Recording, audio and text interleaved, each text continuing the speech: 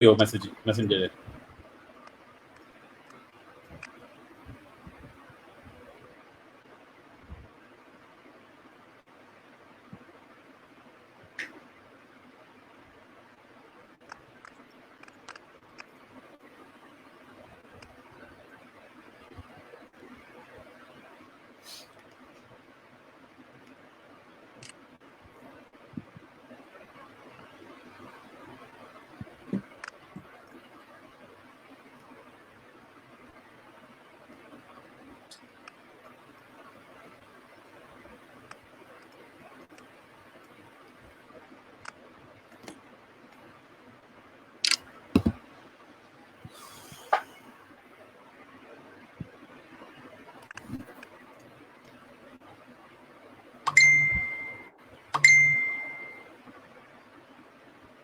Alright, আমরা এখন লাইভে আছি। বিডিএফ স্টকসে সবাইকে স্বাগতম। আমাদের আজকে তৃতীয় পর্ব। আজকের পর্বে আমি আলতামিশ নাবিল সবাইকে স্বাগত জানাচ্ছি। আমাদের সাথে উপস্থিত আছে রবি এজিয়াটা লিমিটেড থেকে আরমান আহমেদ সিদ্দিকী ভাইয়া, বেসিস থেকে রাশাদ কবির ভাইয়া, আমাদের আইসিডি ডিভিশনের অ্যাপস অ্যান্ড গেমস ডিভিশনের প্রজেক্ট ডিরেক্টর এমডি নুরুজ্জামান ভাইয়া এবং মিয়াকি মিডিয়া লিমিটেডের সিইও তানিম ইসলাম ভাইয়া, সবাইকে স্বাগতম জানাচ্ছি আজকের ওয়েবিনারে। আমি প্রথমে একটু নুরুজ্জামান ভাইয়ের কাছে জানতে চাই, আপনার কাছে মূলত শুরুতেই দুইটা প্রশ্ন। আপনি যেহেতু একটা প্রজেক্ট নিয়ে ডিল করছেন, যে এই প্রজেক্টটা মূলত ইয়ুথদেরকে নিয়ে কাজ করে বাংলাদেশে, so what is your priorities for the youth, এটা আমি জানতে চাচ্ছি। এবং রাইট নাও বাংলাদেশের যে ইয়ুথ রিসোর্স, এই রিসোর্সটা নিয়ে আপনি কতদূর আশাবাদী। এবং দ্বিতীয় প্রশ্ন সেটা হচ্ছে আমাদের লোকাল ডেভেলপ করা মোবাইল অ্যাপ্লিকেশন বা গেমগুলোকে স্থানীয় এবং আন্তর্জাতিক বাজারে প্রতিষ্ঠিত করতে আসলে আপনাদের আইসিডি ডিভিশন বা আপনার প্রজেক্ট থেকে কি কি উদ্যোগ নেওয়া হচ্ছে। নুরুজ্জামান ভাইকে চলে যাচ্ছে। ধন্যবাদ আপনাকে, ধন্যবাদ জানাচ্ছি। সাথে আজকে এই আলোচনা যারা অংশগ্রহণ করছেন সবাইকে ধন্যবাদ জানাচ্ছি। পাশাপাশি যারা শুনছেন আচ্ছা আমাদের বক্তব্যগুলো, সকলকে শুভেচ্ছা। আমি আইসিটি ডিভিশনের আওতায় চলমান skill development of mobile games and apps প্রজেক্টের পিডি হিসেবে কর্মরত আছি। আইসিটি ডিভিশনে এই প্রজেক্টটি শুরু করা হয় 2016 সালে এবং এই প্রজেক্টটি শুরু করার উদ্দেশ্য ছিল যে আমাদের লোকাল এবং ইন্টারন্যাশনাল মার্কেটের যে হিউজ মার্কেট, $100 বিলিয়ন যে মার্কেটটা রয়েছে অ্যাপস এবং গেমসের, সেই মার্কেটটাই নিজেদের আমাদের তরুণদেরকে পৌঁছে দেয়া। অ্যাপস ও গেমস ইন্ডাস্ট্রিতে তরুণদের দক্ষতা উন্নয়ন এবং দক্ষ উদ্যমী তরুণদেরকে কাজের ক্ষেত্র সৃষ্টি করা এই প্রকল্পের অন্যতম উদ্দেশ্য। আমরা সবসময় তরুণদের অ্যাপ্লিকেশন ও গেমসের বিভিন্ন আইডিয়া নিয়ে কাজ করার জন্য উদ্বুদ্ধ করে যাচ্ছি। পাশাপাশি বিশেষ করে যে সকল অ্যাপ্লিকেশন এবং গেমস আইডিয়াগুলো বিভিন্ন সরকারি ও বেসরকারি সেবাদানকারী প্রতিষ্ঠানগুলোর সেবা দেওয়ার প্রসেসটাকে আরো সহজ করে, জনবান্ধব করে, সেগুলো কে আমাদের বাস্তবায়নে সহায়তা করা এই প্রকল্পের মূল উদ্দেশ্য। আপনারা জেনে খুশি হবেন এই প্রকল্পের আওতায় প্রায় 50টিরও বেশি গেম ডেভেলপমেন্ট ইন্ডাস্ট্রি কাজ করছে এবং প্রায় 100টির মতো আরো অ্যাপস ডেভেলপমেন্ট ইন্ডাস্ট্রি কাজ করছে। আমরা যে সকল অ্যাপস এবং গেমসগুলো ডেভেলপ করতে যাচ্ছি, আমরা দেখেছেন যে আমরা এই করোনার ঝুঁকিকালীন সময়ে সংকট মোকাবেলায় কন্ট্রাক্ট ট্রেসিং, তারপরে আমাদের আরেকটা অ্যাপস করতে যাচ্ছি কল ফর নেশন এবং করোনার ঝুঁকি পরীক্ষা। এই 3টে অ্যাপস অলরেডি আমরা কাজ শুরু করেছি এই মুহূর্তে। এছাড়াও বিভিন্ন ধরনের অ্যাপসগুলো তৈরির কাজ চলমান আছে। আমরা তরুণদেরকে আহ্বান জানাচ্ছি বিভিন্ন মিডিয়ার মাধ্যমে এই অ্যাপসগুলো ডেভেলপ করার জন্য, নিজেকে সম্পৃক্ত করার জন্য। পাশাপাশি এই ওয়ার্ল্ড এবং এই আমাদের দেশের যে মার্কেট আছে অ্যাপস এবং গেমসের, সেই মার্কেটে নিজেকে যোগ্য হিসাবে প্রতিষ্ঠিত করার জন্য তরুণদেরকে আহ্বান জানাই। আর সেকেন্ড যেটা আমাদের কোশ্চেন যেটা ছিল, সেটাতে আপনারা জানেন আইসিটি ডিভিশন এই মোবাইল গেমস অ্যাপটি শুরু করার পর থেকেই আইটি ইন্ডাস্ট্রির অন্যতম ট্রেড অ্যাসোসিয়েশন বেসিসের সাথে সম্পৃক্ত থেকে সারা দেশে বিদেশে কয়েকটি অন্যতম প্রোগ্রাম যেমন soft expo, EPIC award, digital world এর এ বাংলাদেশের কোম্পানিগুলোর অবস্থান শক্ত ও দক্ষতা প্রতিযোগিতামূলক করার জন্য আমরা কাজ করে যাচ্ছি। আমাদের অনেক বড় বড় কোম্পানিগুলো, অনেক ভালো স্বনামধন্য কোম্পানিগুলো ডেভেলপ হয়েছে বাংলাদেশে গেমস এবং অ্যাপস ডেভেলপমেন্টের জন্য। এটাই আমাদের এখনকার পর্যন্ত আমাদের প্রসপেক্ট। থ্যাংক ইউ জোজন ভাইয়া। আমি একটু রাশাদ ভাইয়ের কাছে চলে যাচ্ছি। রাশাদ ভাই বর্তমানে বেসিসের ডিরেক্টর হিসেবে কাজ করছেন। So being an executive committee member বাংলাদেশের national association of software information, so আপনার আসলে অবজারভেশনটি কি কারেন্ট কনটেক্সটে বাংলাদেশের local apps and game developer বা এই ইন্ডাস্ট্রির ওভারঅল চ্যালেঞ্জেস বা অপরচুনিটি গুলো কি ভাই? ধন্যবাদ নাবিল ভাই আমাকে ফ্লো দেওয়ার জন্য। আপনি হয়তো জেনে থাকবেন যে বাংলাদেশের আসলে গেমিং ইন্ডাস্ট্রি যাত্রাটা শুরু হয় 2009 সাল 10 সাল এরকম সাল থেকে, এরকম একটা সময় থেকে শুরু হয়। তখন কিন্তু বাংলাদেশে 3-4টা কোম্পানি তারা কিছু মোবাইল অ্যাপ্লিকেশন তৈরি করে, মোবাইল কিছু গেম তৈরি করে তারা সেগুলোকে অ্যাপেল স্টোরে সেখানে আপলোড করতো এবং সেখান থেকে আসলে রেভিনিউ জেনারেট হতো। সেই মার্কেটটা কিন্তু খুব ছোট আকারে তখন আসলে শুরু হয়েছিল, মাত্র গুটি কয়েকটা কোম্পানি দিয়ে। এরপরে কিন্তু মার্কেটটাকে আস্তে আস্তে আসলে বড় হওয়া শুরু করে। এখন বাংলাদেশে প্রায় 400-র বেশি কোম্পানি আছে যারা শুধুমাত্র মোবাইল অ্যাপ্লিকেশন এবং গেমস নিয়ে কাজ করছে। এর মধ্যে গেমস নিয়ে কাজ করছে এমন কোম্পানির সংখ্যা 20টিরও বেশি আছে। তো আপনারা জানেন যে আমাদের তথ্য প্রযুক্তি খাত থেকে একটি টার্গেট আছে, সেটি হচ্ছে 2021 $1 বিলিয়ন লক্ষ্যমাত্রা, 2018 সাল নাগাদ $1 বিলিয়ন লক্ষ্যমাত্রা অর্জন করে এবং 2024 সাল নাগাদ $5 বিলিয়ন একটা লক্ষ্যমাত্রা অর্জন করা। সেই লক্ষ্যমাত্রা অর্জনের জন্য একটা বড় কম্পোনেন্ট কিন্তু আমাদের হতে যাচ্ছে এই মোবাইল অ্যাপ্লিকেশন এবং গেম সেক্টরটা। কারণ একটা ছোট্ট একটা উদাহরণ দিয়ে বলি, আপনি জানেন অ্যাংরি বার্ডসের নাম আমরা আসলে সবাই শুনেছি। এই অ্যাংরি বার্ডসে কত কয়েক বিলিয়ন ডলার কিন্তু তারা শুধু ফিনল্যান্ডের জন্য একটি মাত্র কোম্পানি, একটি মাত্র গেম দিয়ে। তো আমাদের কিন্তু এরকম কয়েকটি ভালো ভালো গেম যদি আমরা তৈরি করতে পারি, সেইখান থেকে যেমন হিউজ পরিমাণে আমাদের আসলে রেভিনিউ, ফরেন রেভিনিউ বাংলাদেশে আনা সম্ভব, এবং একই সাথে যদি কর্মসংস্থানের কথাও চিন্তা করি যে এই সেক্টরে কিন্তু এই মোবাইল অ্যাপ্লিকেশন এবং গেমিং সেক্টর কিন্তু যথেষ্ট পরিমাণে কর্মসংস্থান তৈরি করা এখানে সম্ভব। এই যে একটা বিপুল পরিমাণে মার্কেট অপরচুনিটি পুরো ওয়ার্ল্ড ওয়াইড তৈরি হচ্ছে, এই প্রেক্ষিতে কিন্তু আমরা সবসময় একটা ফিল করছিলাম যে এই সেক্টরে দক্ষ জনবল তৈরি করা দরকার, স্পেশালি মোবাইল অ্যাপ্লিকেশন এবং গেমিং সেক্টর নিয়ে যারা কাজ করতে পারবে এমন কিছু আমাদের স্কিল পিপল দরকার।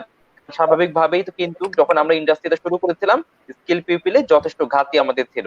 তার এই প্রেক্ষিতে 2013 সাল বা 14 সালের দিকে কিন্তু আমরা বেসিস থেকে একটা সর্বপ্রথম প্রস্তাবনা দিই, এটা আইসিটি মিনিস্ট্রির কাছে, যে এরকম কোন আমরা মোবাইল অ্যাপ্লিকেশন এবং গেম নিয়ে প্রজেক্ট একটা প্রপোজাল পরবর্তীতে দেওয়া হয়, যেটি পরবর্তীতে পরিকল্পনা মন্ত্রণালয় একনেকের মাধ্যমে পাশ হয়। এখন যে প্রকল্পটি চলমান আছে, তো ডেফিনেটলি এটা খুবই একটি সময়োপযোগী একটি পদক্ষেপ। এবং আমাদের এখানে আমাদের সম্মানিত প্রজেক্ট ডিরেক্টর নুরুজ্জামান ভাই উনি আছেন, উনি আরো অনেক বেশি ভ্যালু অ্যাড করতে পারবে ডিসকাশনের ক্ষেত্রে। এটার মাধ্যমে কিন্তু আমরা গেমে এবং মোবাইল অ্যাপ্লিকেশনের জন্য যে ধরনের রিসোর্স দরকার হয়, যেমন অ্যান্ড্রয়েড ডেভেলপার, আইফোন ডেভেলপার, তারপরে আমাদের UI UX designer, graphic designer, শুধু তাই না, এই প্রজেক্ট গুলো তৈরি করার পরে বা প্রোডাক্ট গুলো তৈরি করার পরে সেইগুলোকে তো মনিটাইজেশন একটা বড় চ্যালেঞ্জ, বা সেগুলোকে আসলে রেভিনিউ মডেলের ভেতরে আনা, সেরকম অ্যাপ মনিটাইজেশন এক্সপার্ট বা এরকম মার্কেটিং এক্সপার্ট এটাও আমরা তৈরি করছি। তো অর্থাৎ একটা ভালো মোবাইল অ্যাপ্লিকেশন অথবা গেম তৈরি করার জন্য যা যা কম্পোনেন্ট দরকার, শুরু থেকে একেবারে শেষ পর্যন্ত, মার্কেটিং পর্যন্ত, কাস্টমার লেভেলের কাছে পৌঁছে দেওয়া পর্যন্ত সবগুলো কম্পোনেন্টই কিন্তু এই প্রজেক্টের ভেতরে আসছে। আমরা ইন্ডাস্ট্রি থেকে আমরা খুবই অ্যাপ্রিশিয়েট করি, এরকম একটি প্রজেক্ট আসলে খুবই সময় উপযোগী ছিল। সরকারকে আসলে ধন্যবাদ এরকম একটি ইনিশিয়েটিভ নেওয়ার জন্য। এবং যেটা বলছিলেন আপনি যে মার্কেটের যে অবস্থা, এখন কিন্তু বাংলাদেশে অনেক কোম্পানি বাইরে যেমন কাজ করতে, সবচেয়ে আশার খবরটা হচ্ছে প্রাইভেট সেক্টরের মার্কেটটা ডেভেলপ হচ্ছে। একটা সময় ছিল যখন আমরা বাংলাদেশে প্রাইভেট সেক্টর মার্কেট বলতে শুধুমাত্র সফটওয়্যারের কথাই বুঝতাম, কিন্তু এখন কিন্তু আপনার এই যে টেলিকমে ভ্যালু অ্যাডেড সার্ভিস হিসাবে এখন তারা গেম গুলো দিচ্ছে, টেলিকম কোম্পানি হলো। শুধুমাত্র তাই না, কিন্তু আপনার অনেকগুলো কোম্পানি আছে যারা কিন্তু একটা এন্টারটেইনমেন্টের একটা উপকরণ হিসাবে মোবাইল গেমসটাকে তারা কনসিডার করছে। যেমন একটা উদাহরণ দিতে পারি, যারা বাংলাদেশের যে একটা অটোমোবাইল কোম্পানি, তারা বিএমডব্লিউ গাড়িটা আপনি ঘরে বসে কিভাবে দেখবেন, সেটা তার ভিতরে ইন্টেরিয়রটা কেমন হবে, তার হচ্ছে আপনার স্টিয়ারিংটা কেমন হবে, সবই কিন্তু আপনি এআর ভিআর এর মাধ্যমে দেখতে পাচ্ছেন। হ্যাঁ, আবার ধরুন আপনি একটা রেস্টুরেন্টে যাচ্ছেন, রেস্টুরেন্টে সে খাবারটা আসলে আপনি ছবির মেনুটা দেখছেন, কিন্তু মেনুর উপর যখন আপনি মোবাইল অ্যাপটা আপনি ক্লিক করবেন, খাবারটা আসলে ফিজিক্যাল যে অ্যাপিয়ারেন্সটা সেইটা কেমন হবে সেটাও কিন্তু আপনি এআর ভিআর এর মাধ্যমে দেখতে পাচ্ছেন।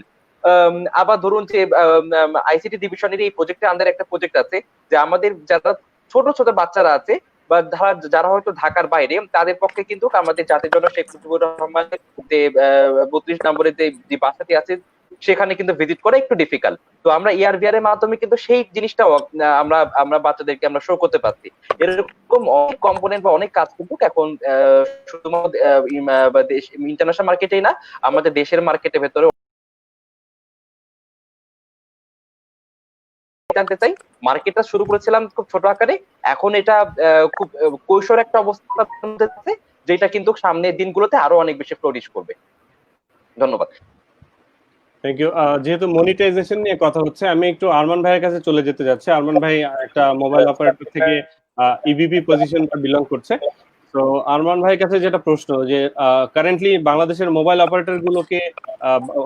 অপারেটর গুলো আসলে এই লোকাল অ্যাপ্লিকেশন গেম অথবা এইসব গেমদের ডেভেলপারদের জন্য মনিটাইজেশন ফ্যাসিলিটি কি কি দিচ্ছে, কি কি কাজ করছে এদেরকে এম্পাওয়ার করার জন্য? দেখেন, যেটা রাশাদ ভাই বলছিল, গেমিং ছিল একটা নিশ প্রোডাক্ট, রাইট? ছোটবেলায় আমরা যখন নিনটেন্ডো খেলতাম, তখন এই নিনটেন্ডো যার বাসায় থাকতো তার বাসায় আমরা যাওয়ার জন্য উন্মুখ হয়ে থাকতাম। সেই নিনটেন্ডো থেকে গেমিং এখন মানুষের ফিঙ্গার টিপসে চলে এসছে। আমরা এই ডিসকাশনের শুরুতে আলাপ করছিলাম যে এখন সবচেয়ে বেশি মানুষ এঙ্গেজ হচ্ছে অফিস নিয়ে, এবং অফিসের পর হচ্ছে লুডো খেলা নিয়ে। I was actually overwhelmed to know যে এটা একটা বাংলাদেশি কোম্পানি মুনফ্রগ, উল্কা যে গেম কোম্পানি, তারা এই গেমসটা নিয়ে এসছে। এন্ড ইন্টারেস্টিংলি আমরা দেখছি আমাদের ডেটাতে যে মানুষের এঙ্গেজমেন্ট কিন্তু এখন মেইনলি স্ট্রিমিং এ সবার প্রথমে, তারপর হচ্ছে গেমিং এ। তো অবভিয়াসলি আমাদের তো ডেফিনেটলি এটার প্রতি একটু ফোকাস আছেই, কারণ আমরা যদি এখন গ্লোবাল গেমিং ইন্ডাস্ট্রি দেখি, যেটা বলছিলেন যে বাংলাদেশে বোধহয় এখন অলরেডি 400 কোটি টাকার মার্কেট হয়ে গেছে। যদিও world wide value for gaming industry projection by 2022 হচ্ছে অ্যারাউন্ড 196 বিলিয়ন, এবং I think China was the biggest market for mobile games 2019. I think they had 18 billion revenue and market share. So on the perspective of operators, আমরা ইন্ডাস্ট্রিতে দেখছি যে এখন অপারেটররাও games নিয়ে কাজ করছে, এবং আশার আলো হচ্ছে we are actually trying to give platform to the all base. এটা শুধুমাত্র যে অপারেটররা নিজের জন্য করছে তা না। আপনারা যদি দেখেন মার্কেটে বায়োস্কোপের মতো সার্ভিস, যেটা এখন গ্রামীণফোন লঞ্চ করছে কিন্তু বাকিরা ইউজ করছে। আমরা সিমিলারলি আমাদের নিজস্ব 3-4টা গেমস নিয়ে আমরা কাজ করেছি। একটা গেমস আছে আমাদের উইনিট, সেটা হচ্ছে মেইনলি কুইজ অ্যাপ টার্গেট করছি আমরা, যারা জেনারেল নলেজ জানতে চায় এবং জিততে চায়। একটা পিওর মানে ফাইটিং গেম, যেটা আর্কেড গেম আমরা করছি ট্রেজার ওয়ার্স নামে। অ্যান্ড এছাড়াও বেস্ট পার্ট হচ্ছে we are blessed with our group Axiata, আপনারা জানেন রবির যে প্যারেন্ট কোম্পানি, সেখান থেকে প্রচুর অ্যাক্টিভিটিস হয়। এবং আমরা একটা ইভেন্ট করেছিলাম এক্সিয়াটা গেম হিরো, যেখানে বাংলাদেশি গেমাররা I think they secured 3rd position. আরো গুড নিউজ হচ্ছে উই আর ব্রিঙ্গিং পাবজি এবং এই ধরনের বড় যেই গেমিং প্ল্যাটফর্মগুলো আছে।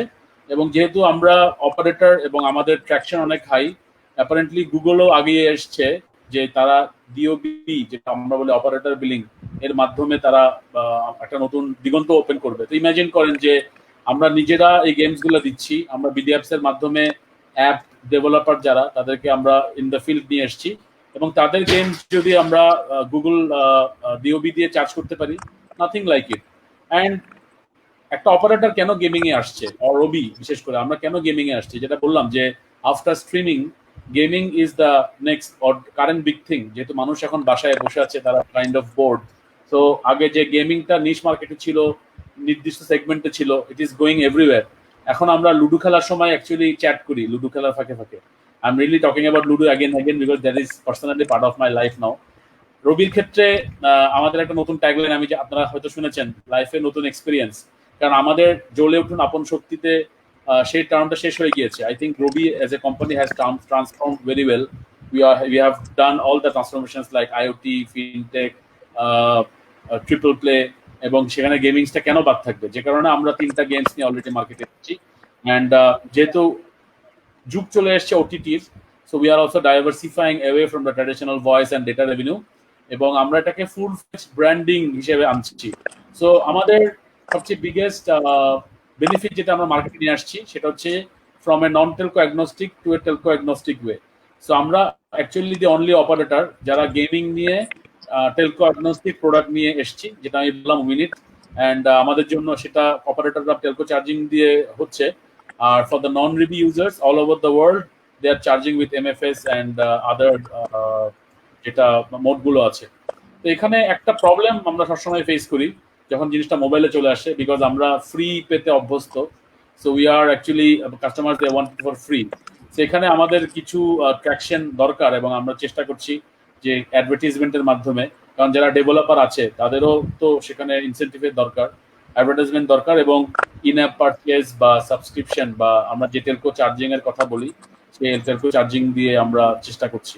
So monetising about the local games, এবং আমাদের আরেকটা বেসিক রিকোয়ারমেন্ট এবং বেসিক অ্যাসপিরেশন যেটা আমরা গভর্নমেন্টের সাথেও কাজ করছি, সেটা হচ্ছে এম্পাওয়ারিং ডেভেলপার্স, যেখানে অ্যাকচুয়ালি আমরা লোকাল গেমসদেরকে ওরা যেন মনিটাইজিংটা পায়, তাদেরকে আমরা অ্যাডভার্টাইজিং এর মাধ্যমে তাদেরকে রেভিনিউ দিচ্ছি, সাবস্ক্রিপশনের মাধ্যমে, ইন অ্যাপ পারচেজের মাধ্যমে, এবং ডেভেলপারের এম্পাওয়ারমেন্টের সে পার্সপেক্টিভ যেটা হচ্ছে আমরা হ্যান্ড টু হ্যান্ড কাজ করছি ডেভেলপারদের সাথে। তো it's not like a vendor and customer relationship, it's a partnership relationship.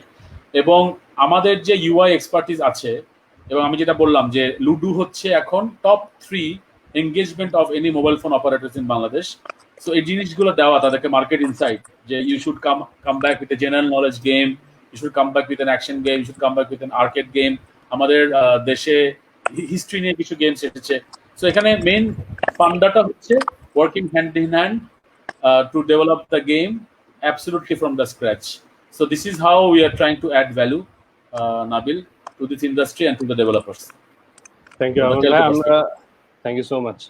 আমরা একটু তানিম ভাইয়ের কাছে চলে যাই। তো বিডিএফস নিয়ে যেহেতু কথা হচ্ছে আর আমাদের প্রোগ্রামটা বিডিএফস এর ব্যানারেই হচ্ছে, সো রাইট নাও আপনার প্রতিষ্ঠান Miaki being the one of the reliable manage service partner of BDApps, যেটা আসলে থাউজেন্ডস অফ ডেভেলপার নিয়ে কাজ করে, এদের অনেক সাকসেস স্টোরিজ আছে। সো অফকোর্স আমরা বিডিএফস এর এরকম কিছু সাকসেস স্টোরি শুনতে চাই, প্লাস হচ্ছে of course apart from Bangladesh market, overseas অনেক মার্কেটেই আপনার প্রতিষ্ঠান কাজ করছে বিভিন্নভাবে এই মনিটাইজেশন অ্যাক্টিভিটি নিয়ে। So apart from Bangladesh, what about the international experience you have? Thank you Nabil.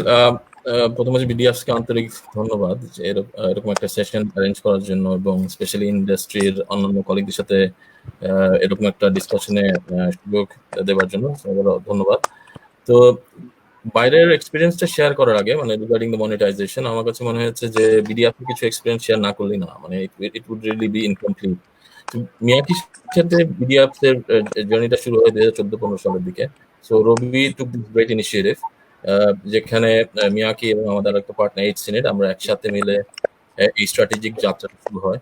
So one of the কি অবজেক্টিভ ছিল, যেটা ইভেন নুরুজ্জামান ভাই বলছেন, যে আমাদের যে স্ট্রেংথ আছে দেশে, যে ইয়াং পপুলেশন, তাদেরকে ফোকাস করে যে কিভাবে তাদেরকে এনগেজ করে কোনোভাবে আমরা একটা পজিটিভ জার্নি ক্রিয়েট করতে পারি।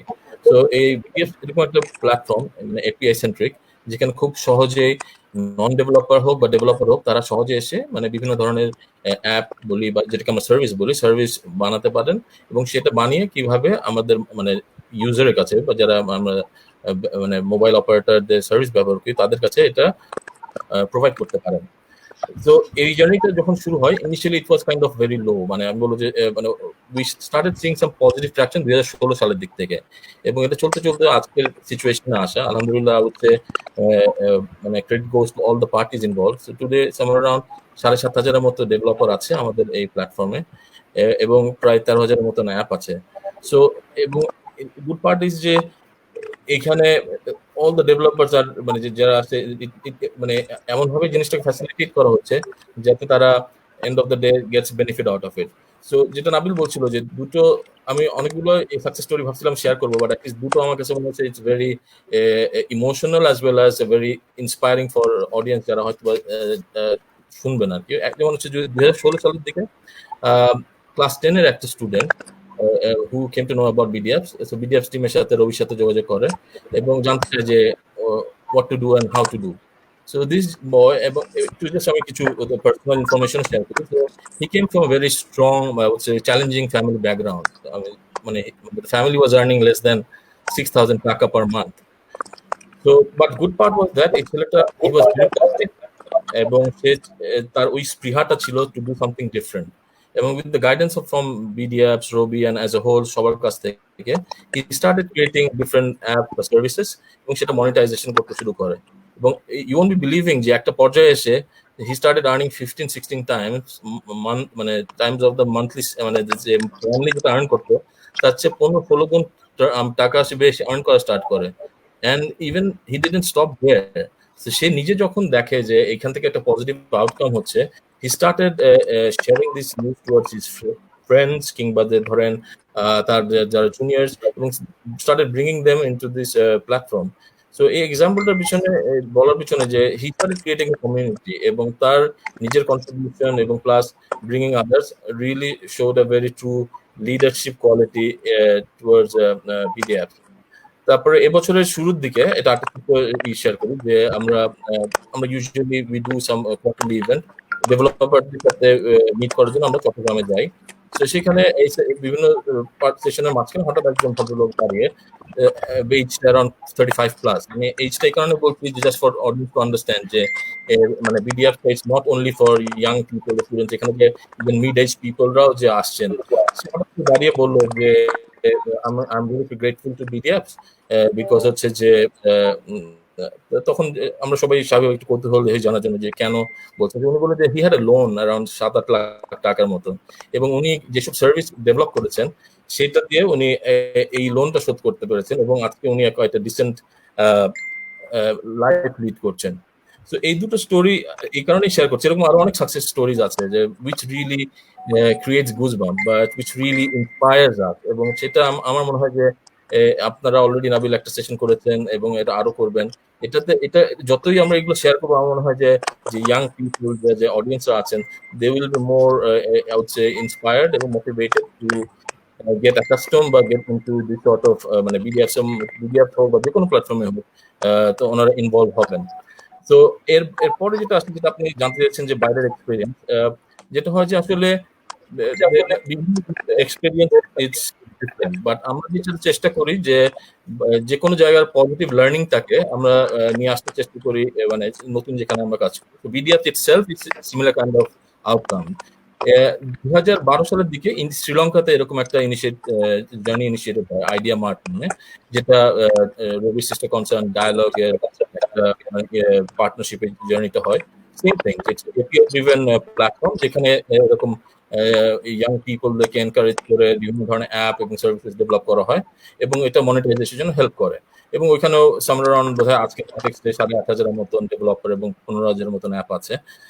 এই আইডিয়া আমি একটা ছোট এক্সাম্পল শেয়ার করতে চাই যেটা উইচ উইল রিয়েলি রিফ্লেক্ট যে সার্ভিসের ইনোভেশনটা কেন জরুরি যে আমি একটা সার্ভিস বানালাম সেটা বানানোর পরে বা অ্যাপের একটা বানালাম সেটার ইউটিলিটিটা কত ইম্পর্টেন্ট সেটা আমাকে বুঝতে হবে যেমন আমরা যখন ওইখানে একটা এক্সাম্পল দেখাই দিই যে টুকটুক ট্যাক্সি সার্ভিস বলে একটা সার্ভিস আছে যখন আমরা ট্যাক্সি সার্ভিস বলি তখনই আমরা ধরে নেই যে আমাদের উবার আছে পাঠাও আছে উই থিঙ্ক যে it's a kind of Android বা আইওএস ড্রিভেন অ্যাপ বাট একটা জিনিস খেয়াল করি আমরা যে হয়তো বা যেমন আমাদের দেশে বাংলাদেশের মোবাইল যে স্মার্টফোন পেনিট্রেশন 30-40% ইটস নট মানে still that is quite a room to grow so যদি এর বিয়ন্ডে যদি কেউ যদি ট্যাক্সি সার্ভিস পেতে চায় তাহলে কি করবে সেই কনসেপ্টেই শ্রীলঙ্কার এই অ্যাপটা ক্রিয়েট করা যে especially people those who are using let's say normal phone বা যেটা আমরা বলি যে fixed phone so location based services আর জিপিএস এর মাধ্যমে তারা ড্রাইভারকে ট্র্যাক করে এসএমএস এর ইউএসএসডি এর মাধ্যমে সে ট্যাক্সি সার্ভিসটা অ্যাভেল করতেছে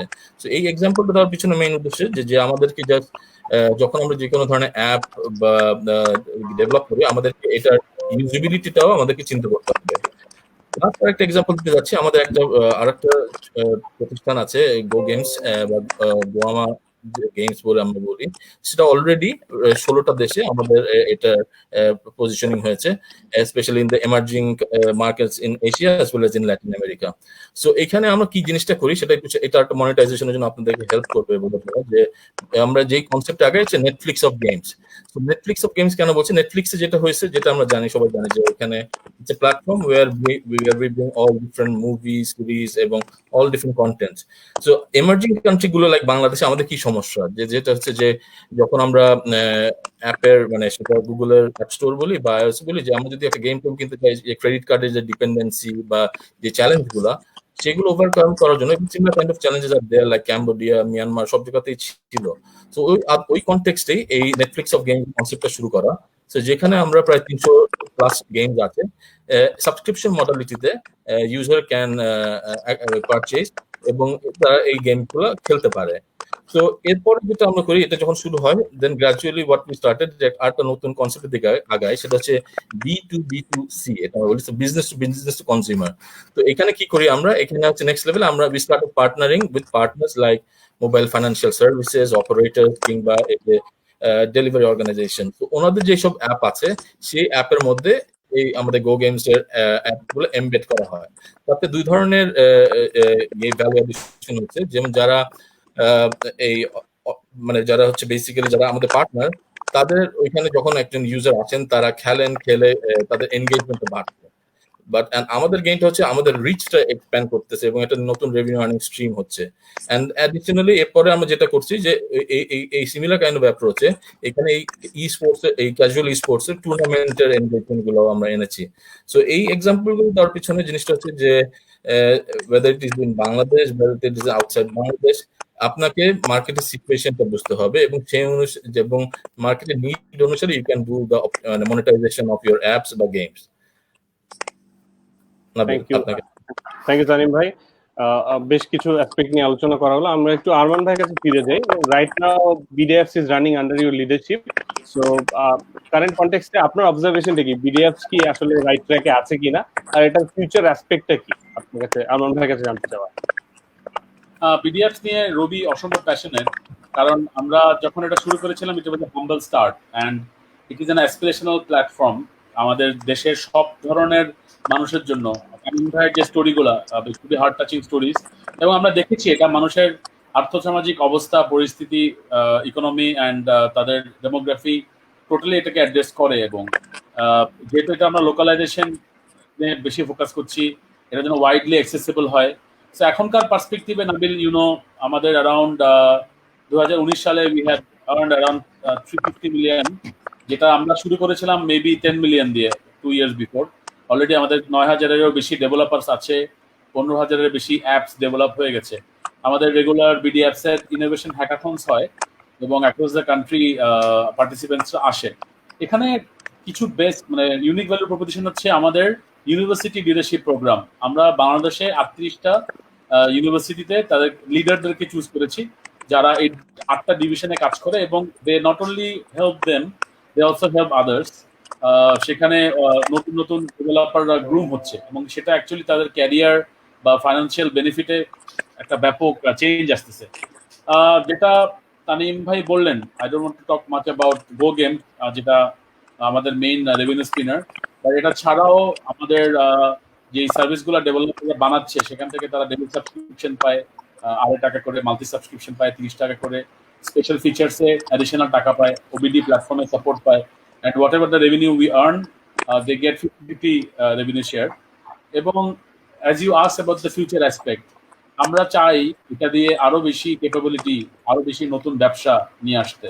প্রথম জিনিস হচ্ছে আমাদের প্ল্যাটফর্ম, বিডিএফ যে প্ল্যাটফর্মটা, and kudos to Tanim and his team, যে it is an agile and up-to-date platform, যেখানে আমরা ইউএক্স যেটা ডেভেলপারদের জন্য এবং কাস্টমারের জন্য সেটা রিডিফাইন, তাদেরকে হেল্প করি, রিয়েল রিপোর্টিং যেন হয়, কাস্টমার প্রোফাইলটা যেন এনশিওর হয়, ফ্লেক্সিবল থাকি আমরা, যে কুইক চেঞ্জ বা we are not reluctant to change, capacity এনহ্যান্সমেন্টে আমরা ভেরি কুইকলি রেসপন্স করি, এবং অ্যাক্সেসিবিলিটি ফ্রম এনি প্ল্যাটফর্ম, সেটা মানে আমরা যেটা করতে চাই সামনে, যে user friendly Android app creation, and আমাদের অ্যাপ স্টোরটা যেন সেম ওয়েতে ওয়েব অ্যাপ, ইউএসএসডি সব থেকে যেন আসে। And it has to have the feature of promotional channels, যেখানে আমাদের ইনবিল্ট ক্যাম্পেইন ম্যানেজমেন্ট সিস্টেম থাকবে, প্ল্যাটফর্ম ইন্টিগ্রেটেড প্রমোশনাল চ্যানেল থাকবে, customer profiling is very very important, কারণ কাস্টমার প্রোফাইলের উপর বেস করেই কিন্তু আমরা গেমস গুলাকে প্রমোট করি এবং সেগুলোকে আমরা পুশ করি। এখানে 2020 সালে যে চ্যালেঞ্জিং যে স্ট্যাটাস গুলো আছে, যেটা আমরা মনে করি আমরা সেটা ওভারকাম করতে পারবো, সেটা হচ্ছে আমরা পুরো কারেন্ট গেমিং পোর্টফোলিওটাকে রিশেপ করতে চাই, রিনোভেট করতে চাই। এবং আমরা এখন অ্যাকচুয়ালি পিডিএফস এর লাইট এবং প্রো দুইটা ক্যাটাগরিতে আমরা কাজ করছি। সেখানে আমরা অ্যান্ড্রয়েড অ্যাপে চলে যেতে চাই। সেটাতে যেটা হবে, ডেভেলপারদের এই হরাইজনটা কি পরিমাণ মানে এক্সপ্যান্ড হবে, you can understand.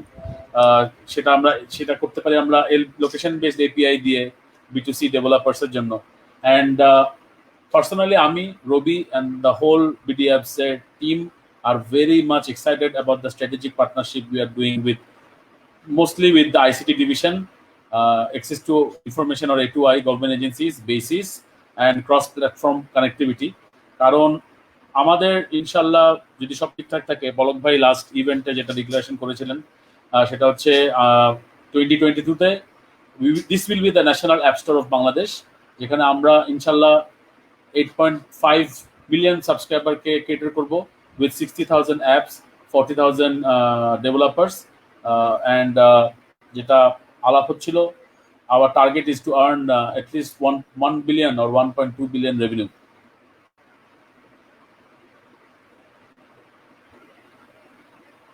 So that's the part and parcel of the game.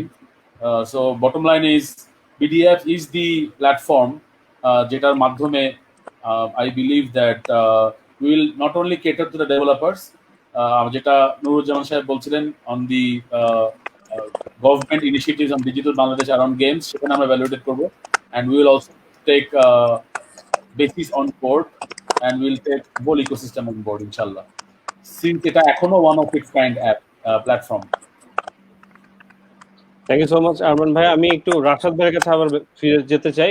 Rashad ভাই, যেহেতু আপনার একটা অর্গানাইজেশনের পার্সপেক্টিভ থেকে আপনি দেখছেন হোল ইন্ডাস্ট্রিকে, সো রাইট না বাংলাদেশের অ্যাপস এবং গেম ইন্ডাস্ট্রি সেটা লোকাল নিডগুলোকে সার্ভ করছে মোস্টলি, আর লোকাল কনজিউমারদের জন্য ইউজ হচ্ছে। সো এই লোকাল থেকে আমি যদি গ্লোবাল মার্কেটে যেতে চাই, so how the industry should move forward? Nabil ভাই, আমি একটু কোশ্চেনটার সাথে একটু দ্বিমত পোষণ করব, কারণ বাংলাদেশের এখন যে কোম্পানিগুলা মোবাইল অ্যাপ্লিকেশন বা গেম নিয়ে কাজ করছে, তারা কিন্তু লোকাল মার্কেট নিয়ে খুব একটা বেশি কাজ করছে না। তারা কিন্তু মেইনলি ফোকাস করতে হচ্ছে আপনার ইন্টারন্যাশনাল মার্কেটের দিকে, এবং এটা কিন্তু শুরু থেকেই ছিল। যখন 2008 সাল 9 সালে ওই টাইমে প্লেডম ছিল, সেই সময় থেকে যদি বলেন, তখন আমরা ইন্টারন্যাশনাল মার্কেটের জন্য আমরা গেম তৈরি করতাম। এরপরে আরো কিছু গেমিং কোম্পানি বাংলাদেশে আসে, তখন তো আসলে লোকাল মার্কেটটা ছিল না বললেই চলে। এখন তখনই থেকে কিন্তু আমরা আসলে অ্যাপেল স্টোরে আমরা গেম আপ করে সেখান থেকে আমরা রেভিনিউ আর্নিং করা শুরু করি। কিন্তু লোকাল মার্কেটে তখন বেশ কিছু আসলে সমস্যা ছিল। প্রথম সমস্যা যেটা ছিল, যে আপনি যে একটা গেম তৈরি করতেন বা মোবাইল অ্যাপ্লিকেশন তৈরি করতেন, সেখান থেকে যে একটা মিডিয়াম থাকতে হবে। লাইক আপনি কোন একটা ইন অ্যাপ পারচেজ সেল করছেন বা ইন গেম পারচেজ কোনো কিছু সেল করছেন, সেটার জন্য আপনি 10 টাকা বা 20 টাকা আপনি কাস্টমারের থেকে নিচ্ছেন, বা একটা প্রিমিয়াম ভার্সন নিচ্ছেন বা আপনি প্রিমিয়াম ভার্সন নিচ্ছেন, সেটা কিন্তু তখন সেই সুযোগটা ছিল না। বাট এখন যেহেতু একটা ইকোসিস্টেম তৈরি হয়েছে, অনেকগুলো আপনার পেমেন্ট গেটওয়ে আপনার তৈরি হচ্ছে, লাইক হচ্ছে মোবাইল পেমেন্ট গেটওয়ে, তাছাড়াও আপনার কিন্তু টেলিকম কোম্পানিগুলো চলে আসতেছে। তো সেক্ষেত্রে কিন্তু আপনার লোকাল মার্কেটের দিকেও এখন কোম্পানিগুলো বেশি ফোকাস করছে। তো আমি একটু আপনার সাথে একটু অ্যাড করে, তার আপনার কোশ্চেনের সাথে অ্যাড করে বলতে চাই যে এখন বাংলাদেশে কিন্তু অনেক গেমের যেহেতু একটা বড় মার্কেট আসলে তৈরি হচ্ছে, বা 16 কোটি কাস্টমার কিন্তু অনেক বড় একটা কাস্টমার। এটা থেকে যদি আপনি মোবাইল পেনিট্রেশনের কথা চিন্তা করেন, 10 কোটি মানুষ মোবাইল ইউজ করছে, 7 কোটি মানুষ ইন্টারনেট ইউজ করছে, তো definitely it's a very big market. Problem যেটা হচ্ছে, আমাদের বড় মার্কেটে বা আমাদের ছেলে মেয়েরাও কিন্তু দেশীয় গেম তারা খেলছে না, বা সেই লেভেলে কন্টেন্টটা পাচ্ছে না। তারা কিন্তু সেই বিদেশি গেম গুলোই আসলে খেলছে। বাট এটা আসলে ইয়ে করে লাভ, এটা কোনো অস্বীকার করে লাভ, যে আমাদের দেশের যে কোম্পানিগুলো আছে, সেই কোম্পানিগুলো কিন্তু বিদেশি কোম্পানির যে কোয়ালিটিপূর্ণ গেম তারা তৈরি করে বা গেমগুলো ডেভেলপ করে, সেটা ধারে কাছে কিন্তু আমরা এখনো যেতে পারি নাই, বা সেই লেভেলের গেম আমরা তৈরি করতে পারি নাই, হাতে গোনা কয়েকটা এক্সাম্পল বাদ দিয়ে। তো আমার কাছে মনে হয় যে এখন আমাদের সময় আসছে, আমাদের আসলে লোকাল কন্টেস্টেও বেশ কিছু গেম তৈরি হবে। আপনাদের এই বিডিএফস এর আরেকটি আলোচনায়, বিগত আলোচনায় আমি কিন্তু উল্লেখ করেছিলাম যে বাংলাদেশে কিন্তু লোকাল কন্টেস্টে অনেক কিছু আছে, অনেক গেম তৈরি করার স্কোপ আছে, যেগুলো যদি আমাদের ডেভেলপাররা তৈরি করে, বা আমাদের কোম্পানিগুলো তৈরি করে, সেখানে কিন্তু আপনার ভালো একটা রেভিনিউ আর্নিং করা সম্ভব। যেমন ধরুন হচ্ছে বাংলাদেশের এখন মুক্তিযুদ্ধ নিয়ে যখন আমরা গেম তৈরি হলো, একটা পোর্টব্লিজ যখন গেম তৈরি করেছিল 2016 সাল বা 17 সালের দিকে, সেটা কিন্তু একদিনের মধ্যে 1 লক্ষ ডাউনলোড হয়েছে, তাই না? তারপর যেমন দেখেন বাংলাদেশের যে অ্যানশিয়েন্ট যে গেম গুলো আছে, লাইক হচ্ছে হাডুডু বা দাঁড়িয়া বান্ধা বা কাবাডি, এই জিনিসগুলোকে যদি আমরা গেমিফিকেশনের মাধ্যমে আমরা আনতে পারি, সেইখান থেকেও কিন্তু বড় একটা মার্কেট আমরা আমাদের দেশের ছেলে মেয়েদের জন্য আমরা সেখানে তৈরি করতে পারি। এবং এই টাইপের গেম যদি আসলে তৈরি হয়, আমাদের ছেলে মেয়েরা কিন্তু খেলবে, সেই টাইপের গেম গুলো ডেফিনেটলি খেলবে। আরেকটি ইস্যু হচ্ছে, সেটি হচ্ছে শুধুমাত্র তো আসলে এন্টারটেনমেন্টের বিষয় না, গেম কিন্তু তৈরি হচ্ছে আপনার এডুকেশন সেক্টরে তৈরি হচ্ছে। আম, যেমন আমাদের কথা যদি বলি, হয়তো আপনি জেনে থাকবেন বা দর্শকরা জেনে থাকবে, আমরা কিন্তু বাংলাদেশে ফার্স্ট এডুকেশনাল গেম তৈরি করেছিলাম 2016 সালে, যেটি ক্লাস 6, 7, 8 তিনটা বিজ্ঞান ভিত্তিক 3টা বইয়ের উপর 3টা মোবাইল গেম তৈরি করা হয়েছিল, তিনটা ক্লাসকে টার্গেট করে। তেমনি এখন আমরা আরেকটি কাজ করছি ইউএনডিপির সাথে, ইউএনডিপির পূর্ব তিমুর ইউএনডিপি, সেখান থেকে আমরা আসলে একটা এনভায়রনমেন্টাল অ্যাওয়ারনেস গেম এবং ফিনান্সিয়াল ম্যানেজমেন্ট গেম আমরা তৈরি করছি। তো এইটাও কিন্তু বড় একটা স্কোপ হতে পারে, যে এডুকেশন সেক্টরে এডুকেশনের যে কন্টেন্ট গুলো আছে সেগুলোকে গেমিফিকেশনের মাধ্যমে আমাদের ছেলে মেয়েদের কাছে আসলে তুলে ধরা। আর আপনি যেটা বলছিলেন যে আমাদের আসলে ইন্টারন্যাশনাল মার্কেটিং এর যাওয়ার স্কোপটা কোথায়, হ্যাঁ ডেফিনেটলি আমাদের কোম্পানিগুলো শুরু থেকে যেমন কিছু কোম্পানি কাজ করছিল ইন্টারন্যাশনাল মার্কেটে, বাট আই থিঙ্ক সেটা ছোট পরিসরে বড় পরিসরে যাওয়ার স্কোপ এখনো আছে। কিন্তু আমাদের কোম্পানিগুলো যে সমস্যাটা আসলে ফেস করে সেটা হচ্ছে মার্কেটিং এর ঘাটতি। কারণ এখন একটা তৈরি করে বা ভালো গেম তৈরি করে সেইটা আসলে গ্লোবাল মার্কেটে সেটাকে প্রমোশন করার জন্য যে পরিমাণ বাজেটের আসলে দরকার হয়, সেই পরিমাণ বাজেট কিন্তু তাদের কোম্পানিগুলো নাই। তো এই হতে পারে এখন নতুন একটা কনসেপ্ট তৈরি হচ্ছে, এটা লাস্ট 3 থেকে 4 বছরে এখন ভালো ভালো কিছু পাবলিশার কিন্তু বেরিয়েছে, যারা এই গেম ডেভেলপারদের কাছ থেকে গেমগুলো নিয়ে বা কোম্পানিগুলোর কাছ থেকে গেমগুলো নিয়ে তারাই সেটা ওয়ার্ল্ড ওয়াইড তাদের যে অডিয়েন্স আছে তাদের কাছে সেটা পাবলিশ করতে। তো আমার কাছে মনে হয় যে এই পাবলিশারদের সাথে যদি আমাদের দেশীয় কোম্পানিগুলো বা দেশীয় ডেভেলপারদের যদি একটা ম্যাচ মেকিং করা যায়, বিটুবি ম্যাচ মেক করা যায়, সেই ক্ষেত্রে একটা ভালো রেভিনিউ আর্নিং সোর্স বা গ্লোবালি যে পেড করার যে স্কোপটা, সেটা কিন্তু আমাদের দেশীয় কোম্পানির জন্য তৈরি হবে। এটা যেমন সরকার থেকে উদ্যোগটা নিতে পারে, তেমনি আমরা বিসিসি থেকেও আমরা সেই উদ্যোগটা আমরা নিতে পারি, এবং অবশ্যই আমরা সেটা নিব এবং আমরা চিন্তা ভাবনা করবো। ধন্যবাদ।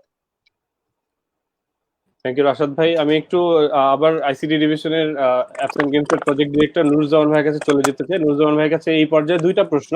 প্রথম প্রশ্ন হচ্ছে যে আপনাদের আইসিটি ডিভিশনের এই স্পেসিফিক প্রজেক্টটা থেকে আমাদের কারেন্টলি আইসিটি এনাবল সার্ভিসের যে রিসোর্স গুলো, এই রিসোর্সদেরকে ডেভেলপ করার জন্য কি কি ইনিশিয়েটিভ নেওয়া হয়েছে বা সামনে নেওয়া হবে।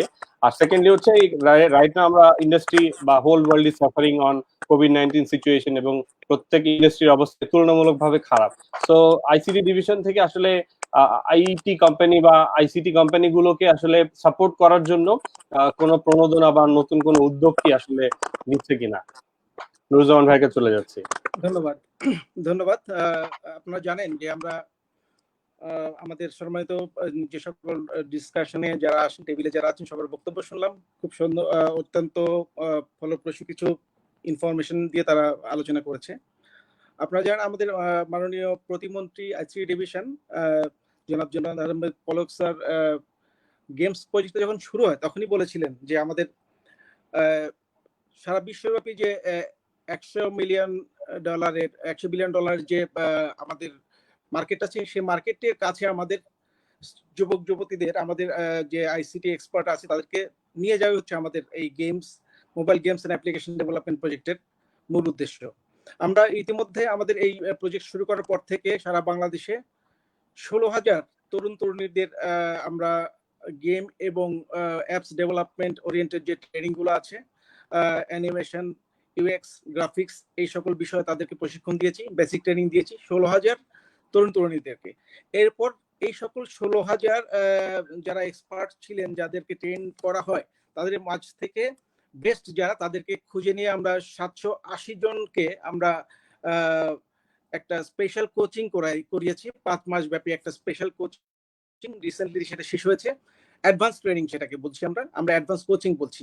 সেখানে আমাদের দেশের স্বনামধন্য যে কোম্পানিগুলো আছে, আইটি ওরিয়েন্টেড ইন্ডাস্ট্রি যেগুলো আছে, সেগুলোর সঙ্গে আমরা এই স্টুডেন্টদের অ্যাড করে দিয়েছি, এই ট্রেনিদের অ্যাড করে দিয়ে তারা 5 মাসে তারা গেম এবং অ্যাপ ডেভেলপমেন্টের যে খুঁটিনাটি যে বিষয়গুলো আছে, part by part animation, UX, multimedia, graphics, এই সকল বিষয়ে তারা প্রশিক্ষণ নিয়েছে এবং নিজেরাই গেমস এবং অ্যাপস ডেভেলপ করেছে। সেগুলো আমাদের কাছে জমা দিয়েছে তারা, এবং খুব চমৎকার চমৎকার আইডিয়াগুলো নিয়ে তারা তারা এসছে, এবং তারা আমাদের যে এক্সপেকটেশন ছিল সেই এক্সপেকটেশনের মোতাবেক তারা ভালো মতো এই গেম এবং অ্যাপস গুলো ডেভেলপ করেছে। তো আমরা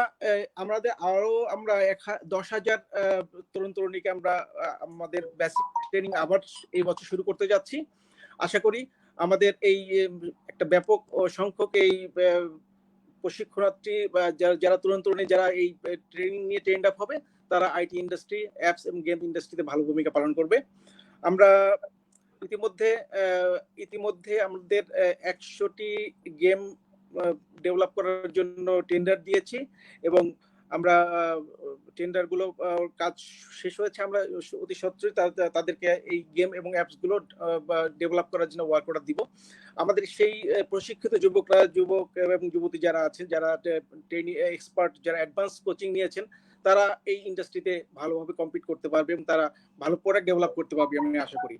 আর আমাদের এই প্রজেক্ট থেকে আমরা সবসময় বিভিন্ন স্টেজে আমরা বলে থাকি, বিভিন্ন যখন যে ফোরামে কথা বলি, আমরা বলে থাকি যে ভালো কোনো আইডিয়া যা আমাদের দেশের জন্য প্রযোজ্য, যা বিশ্বের জন্য প্রযোজ্য, এবং ভালো যে আইডিয়াগুলো আমাদের তরুণ তরুণীরা ডেভেলপ করছে, তাদের মাথা থেকে এসছে, সেই আইডিয়াগুলো নিয়ে আমাদের কাছে আসলে আমরা এই আইডিয়াকে বাস্তবায়ন করার জন্য যথেষ্ট পরিমাণ সহায়তা প্রদান করব। তাদেরকে ফিনান্সিয়ালি বাজেট বাস্তবায়নের জন্য তাদেরকে আমরা সহায়তা করব। আপনারা জানেন যে আমরা বর্তমান সময় কোভিড সংকটপূর্ণ অবস্থায় আমাদের চলমান সংকট মোকাবেলায় আমরা কল ফর নেশন একটা প্ল্যাটফর্ম করেছিলাম। এই প্ল্যাটফর্মের মাধ্যমে যারা আমাদের এই বর্তমান সংকট, যে বিভিন্ন করোনার কারণে সৃষ্ট যে সংকটগুলো, এগুলো মোকাবেলার জন্য যারা বিভিন্নভাবে সহায়তা করেছে, বিভিন্নভাবে কেউ অ্যাপস তৈরি করেছে, কেউ হচ্ছে দুস্থদের 1 টাকার বিনিময়ে খাবার দিয়েছে, এই সকল উদ্যোগগুলো, যে কেউ হচ্ছে ভেন্টিলেটর তৈরি করছে, এই উদ্যোগগুলোকে আমরা বলেছি এই প্ল্যাটফর্মে আসার জন্য, এগুলোকে সারা বিশ্বব্যাপী তাদের পরিচয় করে দেওয়ার জন্য এবং তাদেরকে ইন্সপায়ার করার জন্য, এবং তাদেরকে আমরা একটা ইনকিউবেশন বা গ্রোমিং ফান্ড বা সিড ফান্ড হিসেবে আমরা ফান্ডও দিব এবং ইয়ে করব। এই উদ্যোগগুলো আমরা গ্রহণ করছি। এছাড়া আমরা এই প্রণোদনা বা যে বিষয়টা বললেন আপনারা, যে আইটি ইন্ডাস্ট্রির ক্ষেত্রে আমাদের মাননীয় প্রতিমন্ত্রী এই বিষয়ে আলোচনা করছেন, নিশ্চয়ই আমরা একটা ভালো একটা সংবাদ পাবো। আর আমাদের এই গেমস এবং অ্যাপ ইন্ডাস্ট্রি যেন আমরা সারা বাংলাদেশের তরুণ তরুণীদের এই ইন্ডাস্ট্রিতে ইনকর্পোরেট করতে পারি, সেই জন্য আমরা আমাদের প্রচেষ্টা অব্যাহত রাখছি এই প্রজেক্ট থেকে। ধন্যবাদ। থ্যাংক ইউ নুরজামান ভাই। আমরা আবার একটু রাশাদ কবির ভাই কাছে চলে যেতে চাই। রাশাদ ভাই, যেহেতু বলা হচ্ছিল কোভিড-19 সিচুয়েশনে গভর্নমেন্ট অনেক ইনিশিয়েটিভ নিচ্ছে ইন্ডাস্ট্রিকে সাপোর্ট করার জন্য, বাট এই বেসিসের প্রসপেক্ট থেকে যদি আপনি ইন্ডাস্ট্রিকে অবজারভেশন করতে যান, যে বর্তমানে আসলে ইন্ডাস্ট্রির কি অবস্থা, কোভিড সিচুয়েশন বাংলাদেশে আইসিটি ইন্ডাস্ট্রিকে কেমন ইম্প্যাক্ট দিয়েছে, এটা প্রথম প্রশ্ন। আর দ্বিতীয় প্রশ্ন হচ্ছে যে বেসিস তো কারেন্টলি আইসিটি এন্টারপ্রাইজের নিয়ে মূলত কাজ করে, মেম্বারশিপ বেসিস একটা অর্গানাইজেশন। সো আমি যদি আদার প্রসপেক্টে চিন্তা করি, যে BDApps being an aggregator of all the individual developer, so এই ইন্ডিভিজুয়াল ডেভেলপার কমিউনিটিকে এম্পাওয়ার করা বা এদের নিয়ে কাজ করার জন্য আসলে সামনে বেসিস কিছু করবে কিনা বা কোনো ইনিশিয়েটিভ নিবে কিনা? ওভার টু ইউ রাশাদ ভাই। ধন্যবাদ। আপনি প্রথম যে প্রশ্নটি করলেন যে আমাদের গেমিং ইন্ডাস্ট্রি বা আসলে আমাদের আইসিটি ইন্ডাস্ট্রি কতটা প্রবলেম ফেস করেছে কোভিড-19 সিচুয়েশনের কারণে, হ্যাঁ ডেফিনেটলি আমাদের কোম্পানিগুলো অনেক বেশি সাফার করতে। আপনি জানেন যে আমাদের কোম্পানিগুলো কিন্তু 2 ধরনের কাজ বেশি করে থাকে। একটা হচ্ছে ইন্টারন্যাশনাল মার্কেটে আউটসোর্সিং এর কাজ করে থাকে, এবং আরেকটি হচ্ছে লোকাল মার্কেটে প্রাইভেট সেক্টরের কাজ এবং গভর্নমেন্ট সেক্টরের কাজ আসলে করে থাকে। তো যে কোম্পানিগুলো বাংলাদেশের আসলে ইন্টারন্যাশনাল মার্কেটে কাজ করতো, স্পেশালি আমেরিকা বলেন বা কানাডা বলেন বা ইউরোপের যে ইউরোপ মার্কেটে যে আউটসোর্সিং করতো, সেটা ডেফিনেটলি অনেক বেশি হ্যাম্পার্ড হয়েছে এবং এখনো হচ্ছে। কারণ আপনারা জানেন যে করোনার যে আঘাতটা, সেটা কিন্তু এই রিজন গুলোতে বা এই কন্টিনেন্ট গুলোতে সবচেয়ে বেশি পড়েছে। তো আমরা একটা সার্ভে করেছিলাম, সেই সার্ভেতে আমরা দেখেছিলাম মোর দেন 50% কোম্পানি বলেছে তাদের রেভিনিউ প্রায় অর্ধেক হয়ে গেছে, আর 70% থেকে 80% কোম্পানি বলেছে তারা কোনো না কোনো ভাবে এখানে ক্ষতিগ্রস্ত হতে, এবং তারা সামনের দিনগুলোতে এই সিচুয়েশনটাকে ট্যাকেল করার জন্য তারা কিন্তু লে অফ বলেন বা পে কাট বলেন, এগুলোর আসলে চিন্তা করতে। তো ইনফ্যাক্ট হচ্ছে আমরা আর একটা পরিষ্কার করেছিলাম সেখান থেকে শুধুমাত্র এক্সপোর্ট কোম্পানিগুলোর উপরে, সেখান থেকে তারা কিন্তু বলেছে এই জানুয়ারি থেকে মার্চ মাস পর্যন্ত তারা 70% কোম্পানি 70% তারা তাদের ওয়ার্ক অর্ডার এটা তারা লুজ করেছে। আরেকটি হচ্ছে যেটা বাংলাদেশের যে কোম্পানিগুলো লোকাল মার্কেটে কাজ করে তাদের তো ডেফিনেটলি অবস্থা যথেষ্ট খারাপই, কারণ যেটা হয়ে গেছে যে তারা যেহেতু অফিস থেকে শুরু করে সবকিছুই বন্ধ, তো আসলে তারা যে প্রজেক্ট গুলো করছিল সেই প্রজেক্ট গুলো পজ হয়ে গেছে, বা যে ডিল গুলো ক্লোজ হওয়ার কথা ছিল সেই ডিল গুলো আসলে ক্লোজ হচ্ছে না, বা যেটুকু কাজ করেছিল সেই বিলটুকু পাচ্ছে না, কারণ যারা তাদের ক্লায়েন্ট তারাও কিন্তু এই কোভিড-19 সিচুয়েশনের কারণে একটা হ্যাম্পার্ড অবস্থায় বা তাদের রেভিনিউ শর্টেজের মধ্যে আছে। তো এটা একটা সমস্যা আমাদের কোম্পানিগুলো ফেস করতে। আর দ্বিতীয় যদি গেমিং সেক্টরের কথা বলতে, কারণ শুধুমাত্র গেমিং সেক্টরটা আসলে কতটুকু ইফেক্টেড হয়েছে এটা আসলে বলতে পারেন যে কিছু কোম্পানি ভালো করেছে বা কিছু কোম্পানি তারা কিছুটা সমস্যার সম্মুখীন হয়েছে। ভালো করে কি ইন এ সেন্সে, কারণ যে কোম্পানিগুলো আসলে আপনার গেম তৈরি করে মার্কেট প্লেসে ছাড়তো তারা কিন্তু এই টাইমে তাদের রেভিনিউটা অনেক অনেক বেড়েছে। বেড়েছে কারণ কারণ যেহেতু মানুষজন এখন লকডাউন সিচুয়েশনের ভেতরে আছে বা ঘরে অবস্থান করছে, সেই জন্য কিন্তু এই গেম বলেন মুভি বলেন এই জিনিসগুলোর প্রতি মানুষের ব্যবহার কিন্তু বেড়েছে। তো বাড়ার কারণে এই মার্কেট আসলে বড় হয়েছে। কিন্তু যেই কোম্পানিগুলো আসলে বিটুবি সেক্টরে কাজ করতো বা বাংলাদেশের প্রাইভেট সেক্টরের মার্কেটে তারা আসলে মোবাইল অ্যাপ্লিকেশন তৈরি করতো বা গেম তৈরি করতো, তারা কিন্তু যথেষ্ট একটা বিপদের মধ্যেই আসলে আছে। কারণ যেহেতু সবগুলো কোম্পানি বন্ধ অবস্থায় আছে তাদের রেভিনিউটাও অনেক বেশি ফল ডাউন করেছে। সো এই অবস্থা থেকে আসলে উত্তরণের জন্য আমরা মাননীয় প্রধানমন্ত্রী আমাদের শুধুমাত্র আইসিটি সেক্টর না আসলে সম্পূর্ণ বাংলাদেশের বিভিন্ন ইন্ডাস্ট্রির জন্য অনেকগুলো প্রণোদনা প্যাকেজ ঘোষণা করেছে। এর মধ্যে একটি আছে যে কোম্পানিগুলো ফরেন মার্কেটে কাজ করে অর্থাৎ এক্সপোর্ট করে রপ্তানিমুখী শিল্প, সেই কোম্পানিগুলোর জন্য 2% ইন্টারেস্টে স্যালারি লোন ঘোষণা করেছে। অর্থাৎ যদি কোনো কোম্পানি ডিসেম্বর জানুয়ারি ফেব্রুয়ারি এই 3 মাসে তাদের শ্রমিকদের বেতন বা ওয়ার্কার্সদের বেতন দিয়ে থাকে, তার বেসিস তার প্রেক্ষিতে বা সেটার একটা হিসাব করে সরকার এপ্রিল মে জুন এই 3 মাসের স্যালারি লোন সরাসরি এমপ্লয়ীদের অ্যাকাউন্টে তারা দিয়ে দিবে, এবং এটা একটা সরল ইন্টারেস্ট অর্থাৎ 2% ইন্টারেস্টের একটা সুদে। তো ভালো সংবাদটা হচ্ছে এই লোনটা কিন্তু আমাদের বেশ কিছু কোম্পানি পেয়ে গেছে, এবং আরো ভালো কথা হচ্ছে যে এই 5,000 কোটি টাকা যে লোন অর্থাৎ রপ্তানিমুখী লোন এইটা এখন পর্যন্ত মাত্র 2টা অ্যাসোসিয়েশন নিতে পেরেছে, একটি হচ্ছে বেসিস এবং আরেকটি হচ্ছে জিএম। আর কোন অ্যাসোসিয়েশন কিন্তু এখনো পর্যন্ত এই লোনটাকে নিতে পারে নাই। তো ডেফিনেটলি বলতে পারেন যে এটা আমাদের আইসিটি কোম্পানির জন্য এবং বেসিস এর জন্য একটা বড় সাফল্য। বাট তারপরও কিছু কোম্পানি এখানে সমস্যা ফেস করছে, কারণ অনেকগুলো ব্যাংক আছে তারা কিন্তু এই মাত্র 2% ইন্টারেস্টে এই লোনটা দিতে ইন্টারেস্টেড হচ্ছে না, বা কিছু ব্যাংক আছে তারা বা মর্টগেজ চাচ্ছে কোলাটেরাল চাচ্ছে এই সমস্যা তারা চাচ্ছে। তো অনেক কোম্পানিও এটার থেকে এই লোনটা থেকে তারা বঞ্চিত হচ্ছে। সরকার আমাদের জন্য আরেকটি লোন ঘোষণা করেছে, সেটা হচ্ছে লোকাল মার্কেটের জন্য। সেটি হচ্ছে যে আপনার যদি কোনো লোন থাকে ব্যাংকের সাথে, যদি একটা এক্সিস্টিং লোন থাকে তাহলে ব্যাংকের সাথে আপনার রিলেশনের বেসিসে ব্যাংক আপনাকে 25% পর্যন্ত ওয়ার্কিং ক্যাপিটাল দিবে এবং সেইটার ইন্টারেস্ট হবে 4.5%। কিন্তু যদি এই যে লোনটা আপনি নিবেন বা 25% ওয়ার্কিং ক্যাপিটাল নিবেন, এটা আপনাকে 1 বছরের মধ্যেই শোধ করতে হবে। তো এই লোনটা আসলে আমাদের কোম্পানিগুলোর জন্য আসলে খুব একটা ভালো সুবিধা এনে দিবে না, কারণ দেখা যায় কি আমাদের আইটি কোম্পানিগুলো ম্যাক্সিমামই কোনো লোনের রিলেশন ব্যাংকগুলোর সাথে নাই। কারণ আমাদের আইটি কোম্পানিগুলো আপনি জানেন যে আসলে পুরোটাই আসলে একটা মেধা নির্ভর ইন্ডাস্ট্রি, সেজন্য তারা যে মর্টগেজ বলেন বা কোলাটেরাল বলেন এইটা তারা আসলে দিতে পারে না ব্যাংকগুলোকে। সেজন্য আমরা বেসিস থেকে আরেকটা উদ্যোগ নিয়েছি, আমরা বেসিস থেকে আমরা কিছু ব্যাংকের সাথে কথা বলেছি আমাদের মেম্বার গুলোকে যেন একটা স্পেশাল লোন ফ্যাসিলিটি দেওয়া হয়। এর মধ্যে প্রাইম ব্যাংক আছে, আপনার ইউসিবিএল আছে, ব্র্যাক ব্যাংক আছে, ইবিএল আছে। এই কোম্পানি গুলোর সাথে আমরা কথা বলেছি। তো বলতে পারেন যে এখানে আসলে কোম্পানিগুলো বা আমাদের বেসিসে ক্রেডিটটা কোথায় যখন আসে আপনি জানেন যে যদি কখন আমরা কোম্পানিগুলো যদি সরাসরি ব্যাংকের কাছে যাই, ব্যাংকগুলো কিন্তু এই কোম্পানিগুলোকে লোন দিতে বা আইটি কোম্পানিগুলোকে লোন দিতে খুব একটা বেশি ইন্টারেস্টেড হয় না, কারণ আমাদের কোম্পানিগুলো জানেন যে এরকম কোলাটেরাল দিতে পারে না বা মর্টগেজ দিতে পারে না, এইটা একটা সমস্যা আছে। কিন্তু আমরা বেসিস থেকে আমরা ব্যাংকগুলোতে স্পেশাল ভাবে একটা যোগাযোগ করেছি এবং স্পেশাল ভাবে আমাদের সাথে একটা এমইউ আছে, তারা আমাদের বেসিসের কোম্পানিগুলোকে স্পেশাল ভাবে কনসিডারেশন করবে এবং এই যে লোনটা দিবে সেই লোনটা কিন্তু উইদাউট এক কোলাটেরাল অর্থাৎ কোনো মর্টগেজ বা কোনো লিজ কিন্তু এটার জন্য দেওয়া লাগবে না। তো এইটা হচ্ছে আমাদের কোম্পানিগুলোর জন্য একটা বেনিফিট বা একটা প্রণোদনা প্যাকেজ আমরা বেসিস থেকে উদ্যোগটা নিয়েছি।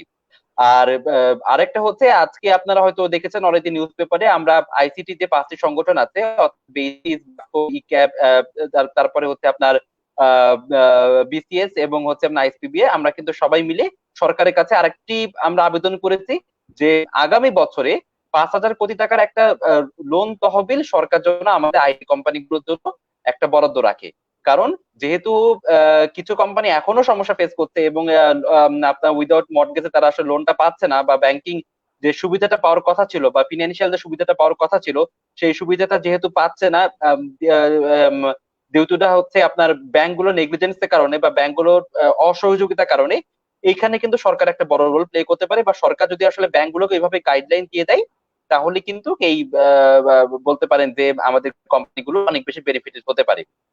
তো সবশেষে আমি একটা কথা একটু উল্লেখ করতে চাই যে যেহেতু এই করোনা সিচুয়েশনের কারণে বা কোভিড-19 সিচুয়েশনের কারণে কিন্তু আমাদের প্রত্যেকটা কোম্পানি, প্রত্যেকটা ইন্ডাস্ট্রি কম বেশি ক্ষতিগ্রস্ত হয়েছে। কিন্তু সরকারই খুব স্পেশাল ভাবে উচিত যে আমাদের এই আইসিটি কোম্পানিগুলোকে একটি স্পেশাল প্রায়োরিটি দেওয়া বা এমফাসাইজ দেওয়া। কারণ বর্তমান সরকারের মেইন ম্যান্ডেটই ছিল, তারা যখন 2009 সালে ক্ষমতা এসেছিল, মেইন ম্যান্ডেটই ছিল কিন্তু ডিজিটাল বাংলাদেশ নির্মাণ করা এবং 2021 সালের মধ্যে এবং 2041 সালের মধ্যে একটা উন্নত বাংলাদেশ তৈরি করা। এই যে ডিজিটাল বাংলাদেশের স্বপ্ন যে পথ চলা, সেখানে কিন্তু আমাদের আইটি কোম্পানিগুলো হবে মেইন পার্টনার বা মেইন স্টেক হোল্ডার। তো এই করোনা সিচুয়েশনের কারণে বা কোভিড-19 সিচুয়েশনের কারণে যদি আমাদের কোম্পানিগুলো সাস্টেন করতে না পারে বা সার্ভাইভ করতে না পারে, তাহলে সরকারের যে লক্ষ্যটা আছে ডিজিটাল বাংলাদেশ নির্মাণ করা, সেটা কিন্তু ধাক্কা সরকার যদি আইটি কোম্পানিগুলো না বাড়ছে।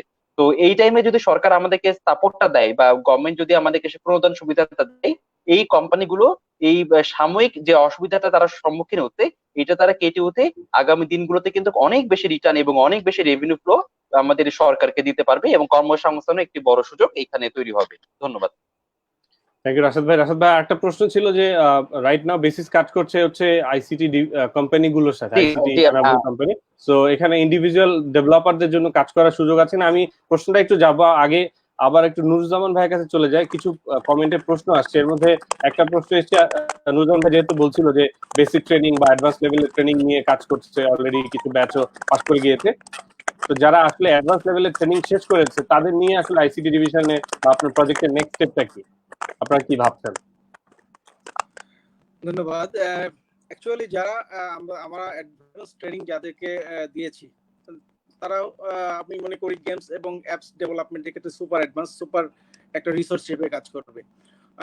আর আমাদের যে সকল আইটি ইন্ডাস্ট্রিগুলোর সঙ্গে আমরা অ্যাটাচ করে দিয়েছি, আমার মনে হয় তারা সেখানেই অ্যাকোমোডেট হতে পারবে বা সেখানেই তারা তাদের কর্মসংস্থানের সুযোগ পাবে। পাশাপাশি আমরা যদি মনে করি যে সে এন্টারপ্রেনিয়র হিসেবে কাজ করতে চায়, সে নিজস্বভাবে বা নিজেই একটা আইটি ফার্ম হিসেবে কাজ করতে চায়, আমাদের আইসিটি ডিভিশনে বিভিন্ন প্রজেক্ট আছে, এসব তাদেরকে সিড মানি দেওয়ার জন্য বা ইয়ের জন্য বা তাদেরকে অ্যাসিস্ট করার জন্য আইডিয়া প্রজেক্ট আছে, আমাদের বিভিন্ন প্রজেক্ট আছে, এই প্রজেক্টগুলোর মাধ্যমে তাদেরকে আমরা হেল্প করতে পারবো। আমার প্রজেক্ট থেকে তাদেরকে আমরা অ্যাসিস্ট করতে পারবো। Thank you. এই প্রশ্নটা ছিল একটু বোধহয় অ্যাডভান্স লেভেলের কোর্স করেছে এমন অডিয়েন্সদের কাছ থেকে, সো অফকোর্স আপনাদের যে ওয়েবসাইটটা আছে সেখানে ইমেল অ্যাড্রেস বা কন্ট্যাক্ট ডিটেইলে বোধহয় যোগাযোগ করলে আপনারা ফার্দার গাইডেন্সটা করতে পারবেন। Thank you so much. Rashed ভাইয়ের কাছে প্রশ্নে চলে যাচ্ছি যে ইন্ডিভিজুয়াল কমিউনিটি নিয়ে আসলে বেসিস কি কাজ করবে সামনে? না, ডেফিনেটলি আপনি জানেন যে বেসিসের মেইন এজেন্ডাটাই হচ্ছে কিন্তু আমাদের সফটওয়্যার কোম্পানিগুলো যে স্বার্থ আছে বা সফটওয়্যার কোম্পানিগুলোতে সুবিধা অসুবিধা আছে, এই জিনিসটাকে নিয়ে সরকারের সাথে নেগোসিয়েশন করা বা সরকারের সাথে পলিসি লেভেলে কাজ করা।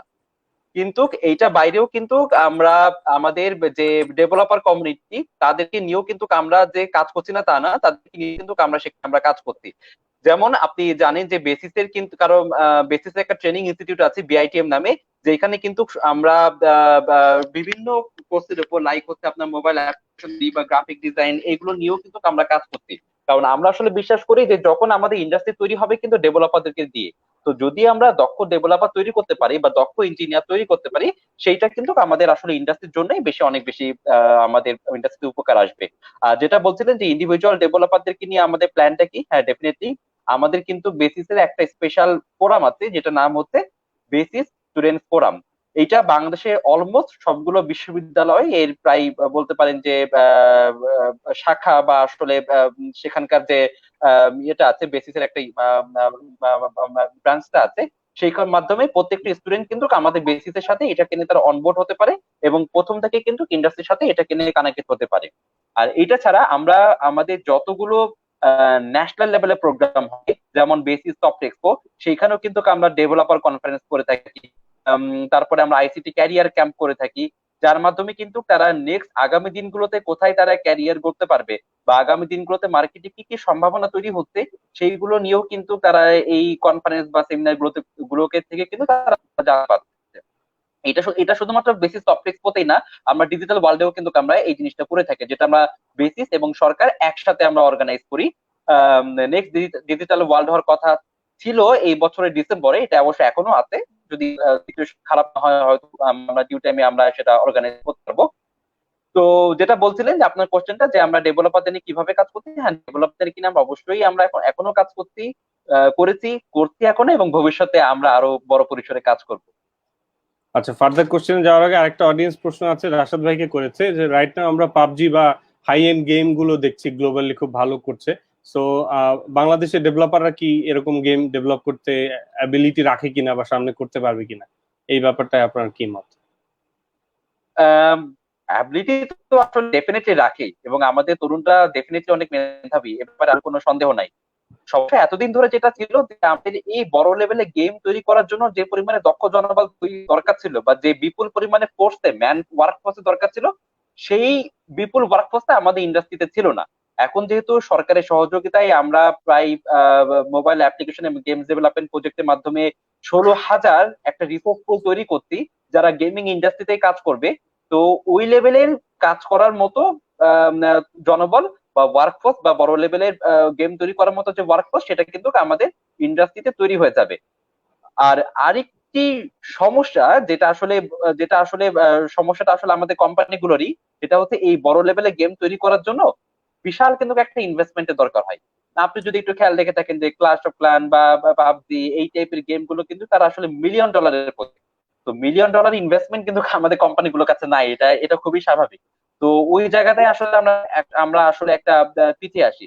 তো এই ক্ষেত্রে যদি বাইরের যে বড় বড় গেমিং কোম্পানিগুলো আছে বা গেমিং ইনভেস্টররা আছে, তারা যদি আমাদের এই ইউথ রিসোর্স গুলোকে বা ইউথ পুলটার সাথে যদি আমাদেরকে ইনভেস্টমেন্ট করে, সেক্ষেত্রে ডেফিনেটলি কিন্তু অনেক কম খরচে ভালো গেম আমাদের বাংলাদেশ থেকে আমরা তৈরি করতে পারি।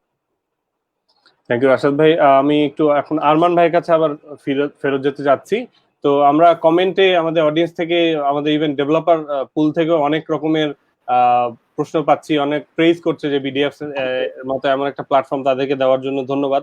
সো রাইট নাও যেটা হচ্ছে যে বিডিএপস অপারেশনাল প্রসপেক্টে আগে ঢাকায় কাজ করতো, এরপরে ফুটপ্রিন্ট রেখেছে হচ্ছে চট্টগ্রামে। সো মোটামুটি চট্টগ্রামে 1 বছর প্লাস সময় একটা বড় সাকসেস স্টোরি ক্রিয়েট করেছে। সো হোয়াট নেক্সট, মানে ফিজিক্যালি বিডিএপস ফুটপ্রিন্ট হিসেবে অন্য কোনো সিটিতে, অন্য কোনো ডিভিশন যাওয়ার কোনো প্ল্যান আছে কিনা? অফকোর্স নাবিল, 2019 সালে আমরা চিটাগং এ একটা কমিউনিটি বিল্ড আপ করেছি, এবং দেখা যাচ্ছে আমাদের বিডিএপস এর ট্র্যাকশনের 15 থেকে 20% আসে চিটাগং কমিউনিটির কাছ থেকে। এটার একটা সেলফিশ রিজন হচ্ছে Robi is always popular in Chittagong, তো সেখানে আমাদের ফোকাস সবসময় বেটার। কিন্তু 2020 সালে আমরা খুলনা, রাজশাহী এবং সিলেটে আমাদের ক্যাম্পেইন নিয়ে যাই। ওখানে আমাদের অনেক ইভেন্টস ছিল, এঙ্গেজমেন্ট ছিল, হ্যাকাথনস ছিল, and we have seen an amazing response. And ফিউচারে আমরা 8টা ডিভিশনে আমাদের যেই লিডারশিপ প্রোগ্রাম আছে তার মাধ্যমে একটা কমিউনিটি ডেভেলপ করে পুরো 8টা ডিভিশনে আমরা এটাকে এক্সপ্যান্ড করবো ইনশাল্লাহ। অ্যান্ড আমি যেটা বললাম যে এখানে না সিনার্জিটা খুবই দরকার। আমি গভর্নমেন্ট থেকে, রাশিদ ভাই যেটা বললেন বেসিসের পার্সপেক্টিভ থেকে, we all need to complement to each other, এবং that is something I am really looking forward. কারণ আমার ফুটপ্রিন্ট এখনো পর্যন্ত mainly private universities, but I really want to go into government universities, সেখানে যেন আমাদের we can actually leverage the platform. Similarly, we can also extend our platform to ICT Ministry and to BASIS. So এখানে আমরা যে সিনার্জিটা plan করছি সেটার বেসিসে we must actually complement each other, and that's how we are going to expand. আমি কিছু comment দেখছিলাম, কিছু পজিটিভ কমেন্ট, এবং লোকজনের এখনো প্রশ্ন আছে যে আমি কিভাবে আসতে পারি, how can I enroll myself. I think that is the best way of enrolment, এবং যত বেশি আমরা এক্সপ্যান্ড করব সেখান থেকে আমরা কয়লা থেকে হীরা বানাতে পারবো। Thank you so much. আমি আচ্ছা নাবিল ভাই, আমি একটু অ্যাড করতে চাই, আমি আমান ভাইয়ের কথার সাথে একটু অ্যাড করতে চাই যে যেহেতু আপনারা প্রাইভেট সেক্টরে কাজ করছেন, গভর্নমেন্ট ইউনিভার্সিটি গুলোতে এখনো ওইভাবে আসতে পারেন নাই, তো আমার কাছে মনে হয় কি যে আমাদের যে একাডেমিক যে কোর্স গুলো আছে, যারা আমরা যে স্টুডেন্ট গুলোকে আমরা সিএসসি কোর্সটা করাই, সেখানে কিন্তু গেমিং রিলেটেড কোনো কোর্স নাই। যে যারা আসলে গেম ডেভেলপমেন্টে বাংলাদেশে আসছে, তারা কিন্তু ওই নিজের শখের বসে বা প্যাশন থেকে আসলে একাডেমিক কোনো কোর্স নাই। এটার অবশ্য কারণ আছে, কারণ যখন যে কোর্স কারিকুলাম যখন তৈরি হয়েছিল, তখন কিন্তু বাংলাদেশে ওরকম গেমিং ইন্ডাস্ট্রি ছিল না, বা ওরকম ভাবে আমরা বড় পরিসরে চিন্তাও করি নাই। বাট এখন যেহেতু আমরা ইন্ডাস্ট্রি থেকে চিন্তা করছি, সরকার চিন্তা করতে, বেসিস চিন্তা করতে, এবং একটা ইকোসিস্টেম তৈরি হয়েছে, তো মার্কেটটা কিন্তু তৈরি হয়েছে এখন, যারা গেমিং সেক্টর একটা মার্কেট তৈরি হচ্ছে, এবং এটা ভবিষ্যতে আরো বড় হবে। তো আমরা যদি সরকার এবং বেসিস আমরা যদি একসাথে আমরা ইউজিসির সাথে বসতে পারি এবং ইউনিভার্সিটি গুলোর সাথে বসতে পারি, যে তাদের কোর্স কারিকুলামে অন্তত 4 থেকে 8 ক্রেডিট বা সম্ভব হলে আরো একটু বেশি যদি গেমিং কোন কোর্স গুলা, বা যেটা ইউনিটি 3D বলেন বা গ্রাফিক্স বলেন, এই টাইপের কিছু যদি সেখানে রাখা যায়, আমার মনে হয় সেখানে ইন্ডাস্ট্রি অনেক বড় বেশি উপকৃত হবে। এবং এই যে ছেলেমেয়েরা যে একেবারেই প্যাশন থেকে শিখছে, তারাও কিন্তু একটা একাডেমিক একটা শিক্ষাটা তারা ইউনিভার্সিটি গুলো থেকে পাবে। তো আমার মনে হয়েছে এই জিনিসটাও আমরা একটু চিন্তা ভাবনা করতে পারি সামনের দিনগুলোতে। আরেকটা জিনিস যেটা আমি একটু অ্যাড করি রাশেদের সাথে, যে গভর্নমেন্টের এন্ডে যে আমরা ম্যাগনিফিসেন্ট ইনিশিয়েটিভ গুলো দেখছি, সেখানে কিন্তু আমাদের যে বেনিফিট, আমাদের যে স্ট্রেংথ, যে working hand in hand to develop games from scratch, যেখানে ইউআই এক্সপেরিয়েন্স থেকে শুরু করে ইউএক্স এর উপরে কাজ করা, এবং আমরা যেহেতু আমাদের ডেভেলপারদেরকে we actually treat them as a partner, এখানেও কিন্তু একটা লিভারেজ আছে। অন টপ অফ বেসিসের যে একাডেমিক ছাড়াও প্র্যাকটিক্যালিটি পার্সপেক্টিভে যেটা আমাদের ভিশন, যে আমরা গভর্নমেন্টের সাথে BDApps will be the national platform for anyone to actually come and submit and host the game and get treated magnificently, এটার একটা বিশাল লিভারেজ আমরা নিতে পারি। ডেফিনেটলি, অবশ্যই। Thank you. আমরা একটু তানিম ভাইয়ের কাছে চলে যাই। তানিম ভাই, এখন কারেন্টলি আপনার কাছে দুইটা প্রশ্ন। প্রথম প্রশ্ন হচ্ছে যে বিডিএফ এর রাইট নাও এতদিন কাজ করার এক্সপিরিয়েন্স বা কারেন্টলি বাংলাদেশ মার্কেটকে যদি আমরা অ্যানালাইসিস করি, সেই কনটেক্সটে আসলে বাংলাদেশের কারেন্ট ডেভেলপার রিসোর্স ব্যাংক নিয়ে আপনার অবজারভেশন কি, বা ফিউচার অ্যাসপেক্টটা আপনার কেমন মনে হয়? প্রথম প্রশ্ন। আর দ্বিতীয় প্রশ্ন হচ্ছে, being one of the leading ICT company owner, so আপনার আসলে মোবাইল নেটওয়ার্ক অপারেটর অথবা government entity like ICT division গুলোর কাছ থেকে মানে একটা কোম্পানি ওনার হিসেবে আপনি কি এক্সপেক্ট করেন? Thank you Nabil. আসলে মানে আমরা মানে রাশেদ ভাই, আরমান ভাই এবং যা ভাইয়ের কাছ থেকে মানে অনেক ইন্টারেস্টিং ইনফরমেশন পেলাম, স্ট্যাটিস্টিক্স পেলাম। কুইকলি যদি আমি আমার পার্সপেক্টিভে শেয়ার করি, স্পেশালি বিডিএফস বলি বা ইন্ডাস্ট্রি পার্সপেক্টিভে বলি, হোয়াট উই আর সিইং যে আমাদের ওই ট্যালেন্টেড রিসার্চ স্কুলটা আছে, সেটা সবাই আমরা বলেছি। এখন সেখানে যেটা হয়েছে, এটাকে আরো কিভাবে নেক্সট লেভেলে নেওয়া যায়, এবং গভর্নমেন্ট থেকে ইনিশিয়েটিভ আছে, ইন্ডাস্ট্রি অ্যাসোসিয়েশন পার্সপেক্টিভে BASIS lot of initiatives are there. তো এখন যে জিনিসগুলো ডিফারেন্সিয়েটিং ফ্যাক্টরগুলো যেটা আমরা দেখতেছি, যে যখন ধরেন যারা অ্যাপ বানাচ্ছে, গেম বানাচ্ছে, এবং আমরা যেটা রাশেদ ভাই একটা খুব ভালো কথা বললেন, যে one of the biggest barriers হচ্ছে যে অ্যাপ যেগুলো মানে যে অ্যাপগুলো আমরা গ্লোবালি দেখি, বা যেগুলো আসলে which has really created A position in everyone's mind, সেটার পিছনে যে ইনভেস্টমেন্ট, সেই লেভেলে ইনভেস্টমেন্ট কোনো অ্যাপই বাংলাদেশে হয় না ন্যাচারালি। এবং আনফর্চুনেটলি যে লোকাল অ্যাপ পার্সপেক্টিভে এটা আমরা এখন ওই মার্কেট থেকে গ্র্যাব করতে পারি না। আমরা যেমন সবাই জানি যে এখন আমাদের mobile subscription is around 160 million, internet subscription around মানে সাবস্ক্রাইবার পার্সপেক্টিভ হচ্ছে 100 million, smartphone touching 30 million, right? এবং সেখানে ইন্টারনেটের ডেন্সিটি ইজ টাচিং 60%। তো এরকম সিমিলার কাইন্ড অফ স্ট্যাটিস্টিক্স অন্য কান্ট্রিতে দেখি, এবং বাংলাদেশের সাথে কম্পেয়ার করলে দেখা যায় যে আসলে আমরা পিছিয়ে আছি। আমাদের মুষ্টিমেয় কিছু অ্যাপ, যেমন যদি বিকাশ বা রবি যে অ্যাপগুলো, বা মাই জিপি, বা যে নগদ আছে, আইফ্লিক্স আছে, দিজ আর দ্য অ্যাপস যেখানে মানে at least we see substantial downloads. But আমাদেরকে আসলে এর বাইরে বের হতে হবে। এছাড়াও রাইড শেয়ার অ্যাপ আছে, কিংবা ওই যে ফুড অ্যাপস গুলো আছে। ইভেন বিকাশের একটা তথ্য ওনারা বলেছেন যে ওনাদের app user is around 10 million, but অ্যাপের থ্রুতে ওনাদের মাত্র 15% of the total transaction 15% transaction হয়, which is very small. So এখানে মেইন জিনিসটা হচ্ছে যে এখানে ইউজিবিলিটিটা বাড়াতে হবে এন্ড ইউজার পার্সপেক্টিভে, প্লাস যখন ডেভেলপার পার্সপেক্টিভ যে ডিফারেন্সিয়েশন গুলো আমরা দেখছি সেটা হচ্ছে যে স্পেশালি ওনারা যখন অ্যাপ বানান সেখানে ডিফারেন্সিয়েটিং ফ্যাক্টর গুলো আনতে হবে। যেমন রিসেন্টলি আমরা রবির একটা মিটিং এ যেটা দেখেছি যে Bangladesh is quite a big market itself, so সেখানে যদি সিমিলার কাইন্ড অফ প্রোডাক্টও যদি ডিফারেন্সিয়েটিং মানে মানে আমরা একটা পার্টিকুলার অ্যাপ যদি ডিফারেন্সিয়েটিং ফাংশনালিটিস আনা যায়, still I mean it would be win for all parties. Second যেটা হচ্ছে যে মনিটাইজেশনটা, সেটা নিয়ে যেটা হচ্ছে যে কিভাবে মনিটাইজেশন করা সম্ভব, কোন চ্যানেলে মনিটাইজেশন করা সম্ভব। যেমন আরমান ভাই বলেছিলেন অ্যাডভার্টাইজমেন্ট হোক কিংবা সোশ্যাল মিডিয়া হোক বা অপারেটরের ডিরেক্ট অপারেটর বিলিং হোক, what ever the channel is, সেটা আমাদেরকে ডেভেলপারদেরকে বুঝতে হবে এবং সেইভাবে আমাদেরকে জিনিসটাকে সামনের দিকে নিতে হবে। আরেকটা যেটা আমরা দেখছি ভালো জিনিস যে শুধু ইয়ুথ না বা ইয়াং পিপল না, ইভেন মিড এজ পিপলরা যারা হু হ্যাজ দ্য অ্যাসপিরেশন বা আর্জ টু নিজেদেরকে মানে ওই স্পৃহাটা আছে যে এই এরকম অ্যাপ ডেভেলপমেন্ট গেমিং ডেভেলপমেন্ট এই মুভমেন্টটাও আমরা দেখতে পাচ্ছি। আরেকটা যেটা ইম্পর্টেন্ট জিনিস যে অ্যাপ যারা বানাচ্ছেন তাদের মানে কন্টেন্টের কোয়ালিটি অ্যাসেসমেন্ট এবং কমপ্লায়েন্স, মানে আমাদের রেগুলেটররা they are very strict about it. এই জিনিসগুলোর ক্ষেত্রে তাদের মানে মানে আন্ডারস্ট্যান্ডিংটা দিনকে দিন আরো বাড়ছে এবং উইচ ইজ ভেরি গুড। যেমন এখানে একটা জিনিস একটা এক্সাম্পল আরমান ভাই একটা মিটিং এ শেয়ার করছিলেন, উইচ ইজ ভেরি ইন্টারেস্টিং এবং important for everyone to understand, specially আমাদের ইয়াং অডিয়েন্সদের, যে আন্টি বা ওনার আম্মা বোধহয় এরকম মিডল অফ দ্য নাইট একটা অ্যাপের রিকোয়েস্ট পেয়েছেন যে বন্ধু হতে হবে কি। সো আন্টি কি সে সময় বিরক্ত হবেন না আন্টি রাগ করবেন?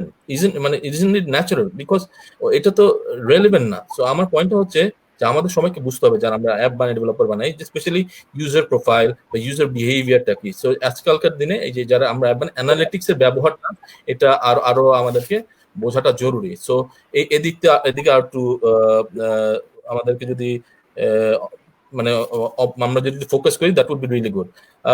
I mean, when it comes to overall, as a company owner হিসেবে যদি আমাকে বলেন, I would really appreciate যে from a government standpoint বা industry standpoint বলেন, there are lot of good initiative, মানে যেটা even রাশেদ ভাই টাচ করলেন যে ডিজিটাল বাংলাদেশের যে স্লোগানের পার্সপেক্টিভে পলিসি লেভেল হোক স্ট্র্যাটেজি লেভেল হোক lot of initiatives are taken এবং এটা অনেকগুলো এক্সিকিউশন ফেজে আছে।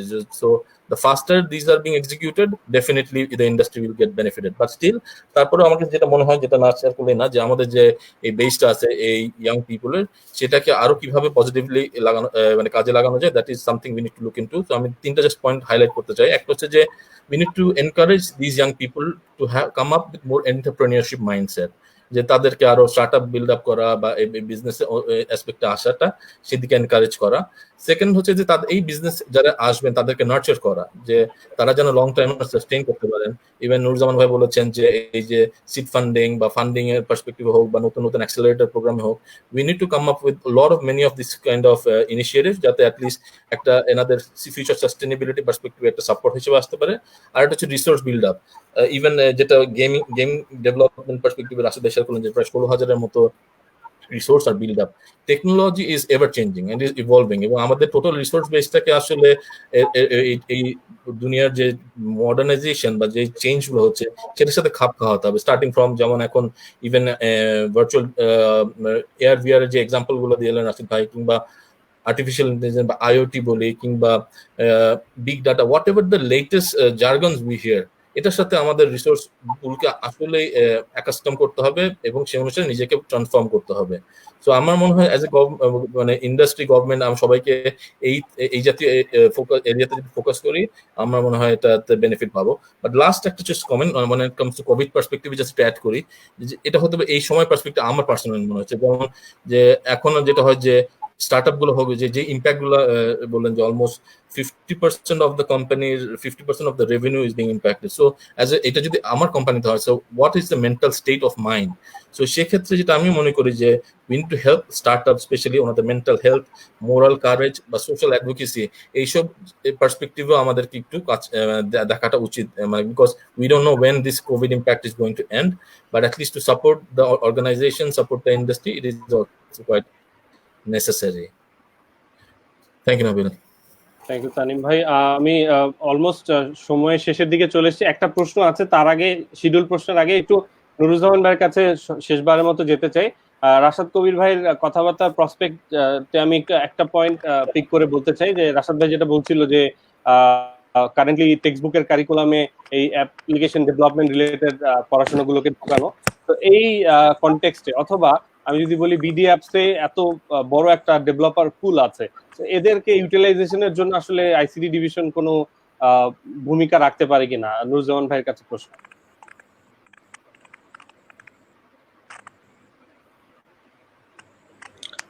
আমি শুনতে পাচ্ছি না আপনাকে। প্রশ্নটা রাশাদ ভাই যদি একটু পাস করতেন কাইন্ডলি।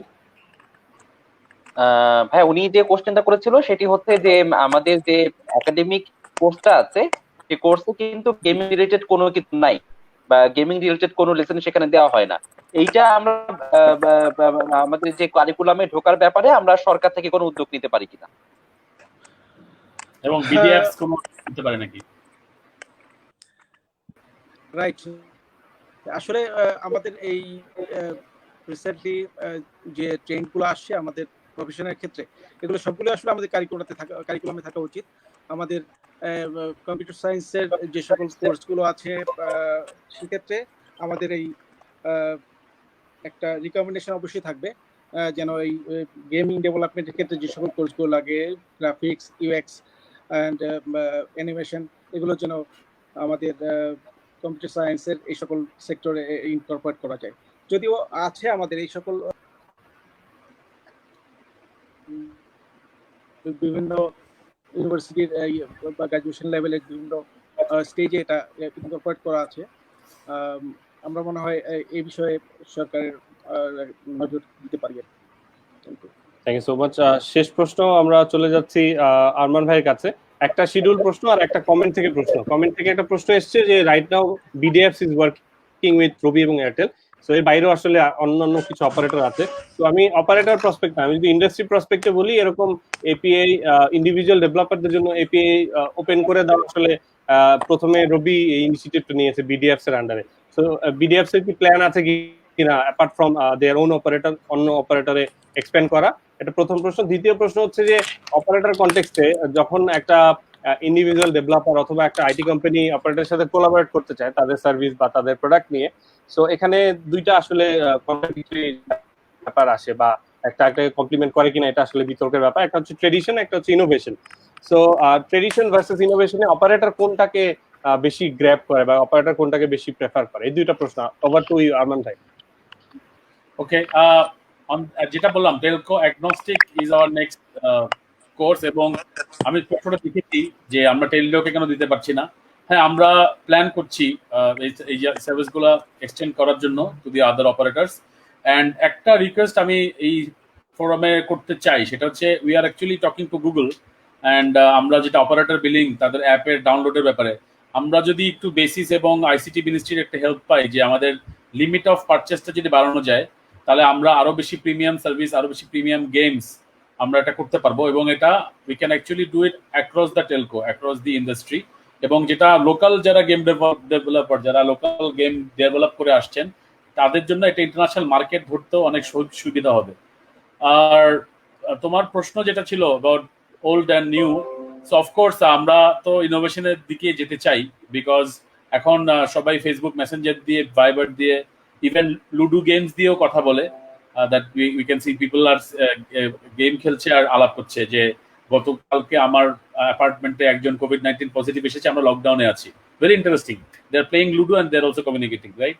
সো সেই পার্সপেক্টিভে the new truth is innovation, and operator থেকে উই অ্যাকনলেজ দ্যাট।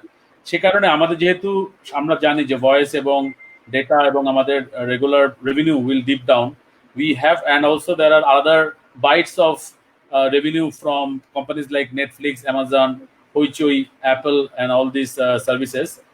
PUBG-ও চলে এসছে বাংলাদেশে, eSports-ও তারা এখানে লোকজন খেলছে। সো আমাদেরকে অবশ্যই we are into this track, এবং নিউ ওয়ে অফ ইনোভেশনকে এমব্রেস করতে হবে।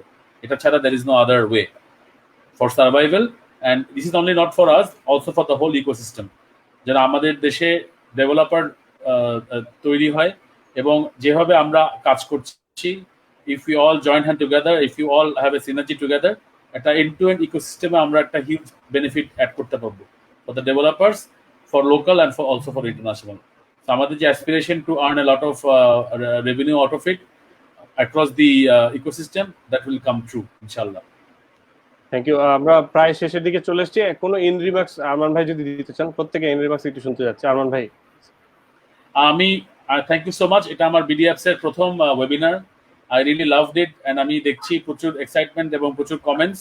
Thank you so much for your comments. আমরা কোভিড-19 এর সিচুয়েশনের পর আরো গেট টুগেদার করবো, আরো দেখা করব, এবং আমি খুবই আশাবাদী। নুরুজ্জামান সাহেব অ্যান্ড রাশাদ ভাই, থ্যাংক ইউ সো মাচ আপনাদের সাপোর্টের জন্য। আমরা রিয়েলি কাজ করতে চাই এই দেশটার জন্য, এবং প্যাশনেটলি আমরা ডিজিটাল বাংলাদেশ ড্রাইভটাকে রিয়েলি একটা ভালো পরিস্থিতিতে দেখতে চাই। তানিম ভাই, থ্যাংক ইউ সো মাচ আপনার প্ল্যাটফর্মের জন্য। It is a fantastic robust platform and let us extend this to the extent of international market. যেন আমরা আসলেই, যে একজন কমেন্ট করেছে, I was proud of him, যে আমরা পাবজি ধরনের গেমসকে নামতে পাচ্ছি না। We can actually beat PUBG ইনশাআল্লাহ in the course of time. Thank you. Rashad ভাই। আমি সবসময় খুব আশাবাদী মানুষ, এবং আমি বিশ্বাস করি যে আগামী দিনগুলোতে আমাদের গেমিং ইন্ডাস্ট্রি অনেক বেশি ফ্লোরিশ করবে।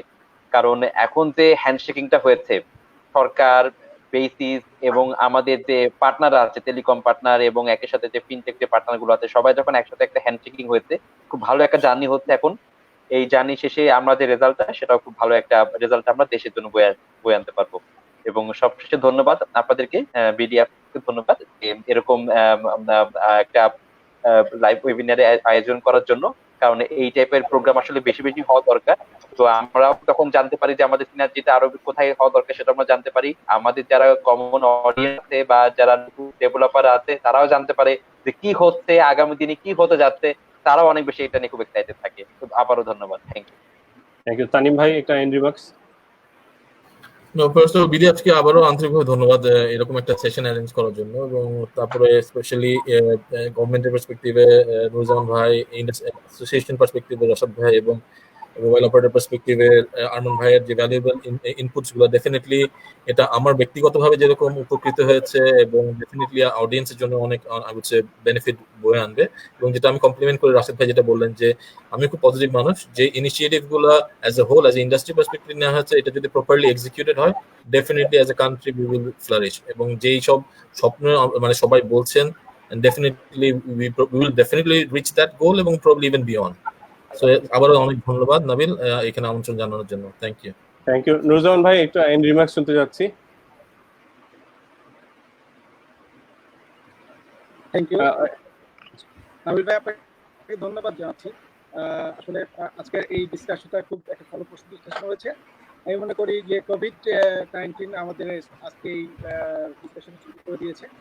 আমি বাংলাদেশের গেম ইন্ডাস্ট্রি এবং বাংলাদেশের গেমের পার্সপেক্টিভ খুবই আশাবাদী। আমি mobile games and apps project হিসেবে নয়, আমি ব্যক্তি নুরুজ্জামানও খুবই আশাবাদী। আমাদের যে তরুণরা আজকে ট্রেন আপ হচ্ছে, এবং তারা আমাদের গেম ইন্ডাস্ট্রিকে নিজেকে ফিট করার জন্য যেভাবে নিজেদেরকে তৈরি করছে, আশা করি খুব অল্প সময়ের মধ্যে আমরা আমাদের এই অ্যাপস এবং গেমিং ইন্ডাস্ট্রিগুলোকে অনেক একটা ভালো একটা উচ্চতায় নিয়ে যেতে পারবো। আমি মনে করি আমি বিগত সময় কাজ করে যেটা মনে করলাম, যে আসলে অনেক আইডিয়াগুলো আমাদের তরুণদের মাঝখান থেকে আসে, যেগুলো আমাদের পাবলিক সার্ভিসকে সুন্দর করে এবং সবকিছু সুন্দর করে, এবং আমাদের দেশের ভালোর জন্য অনেক কাজ করে।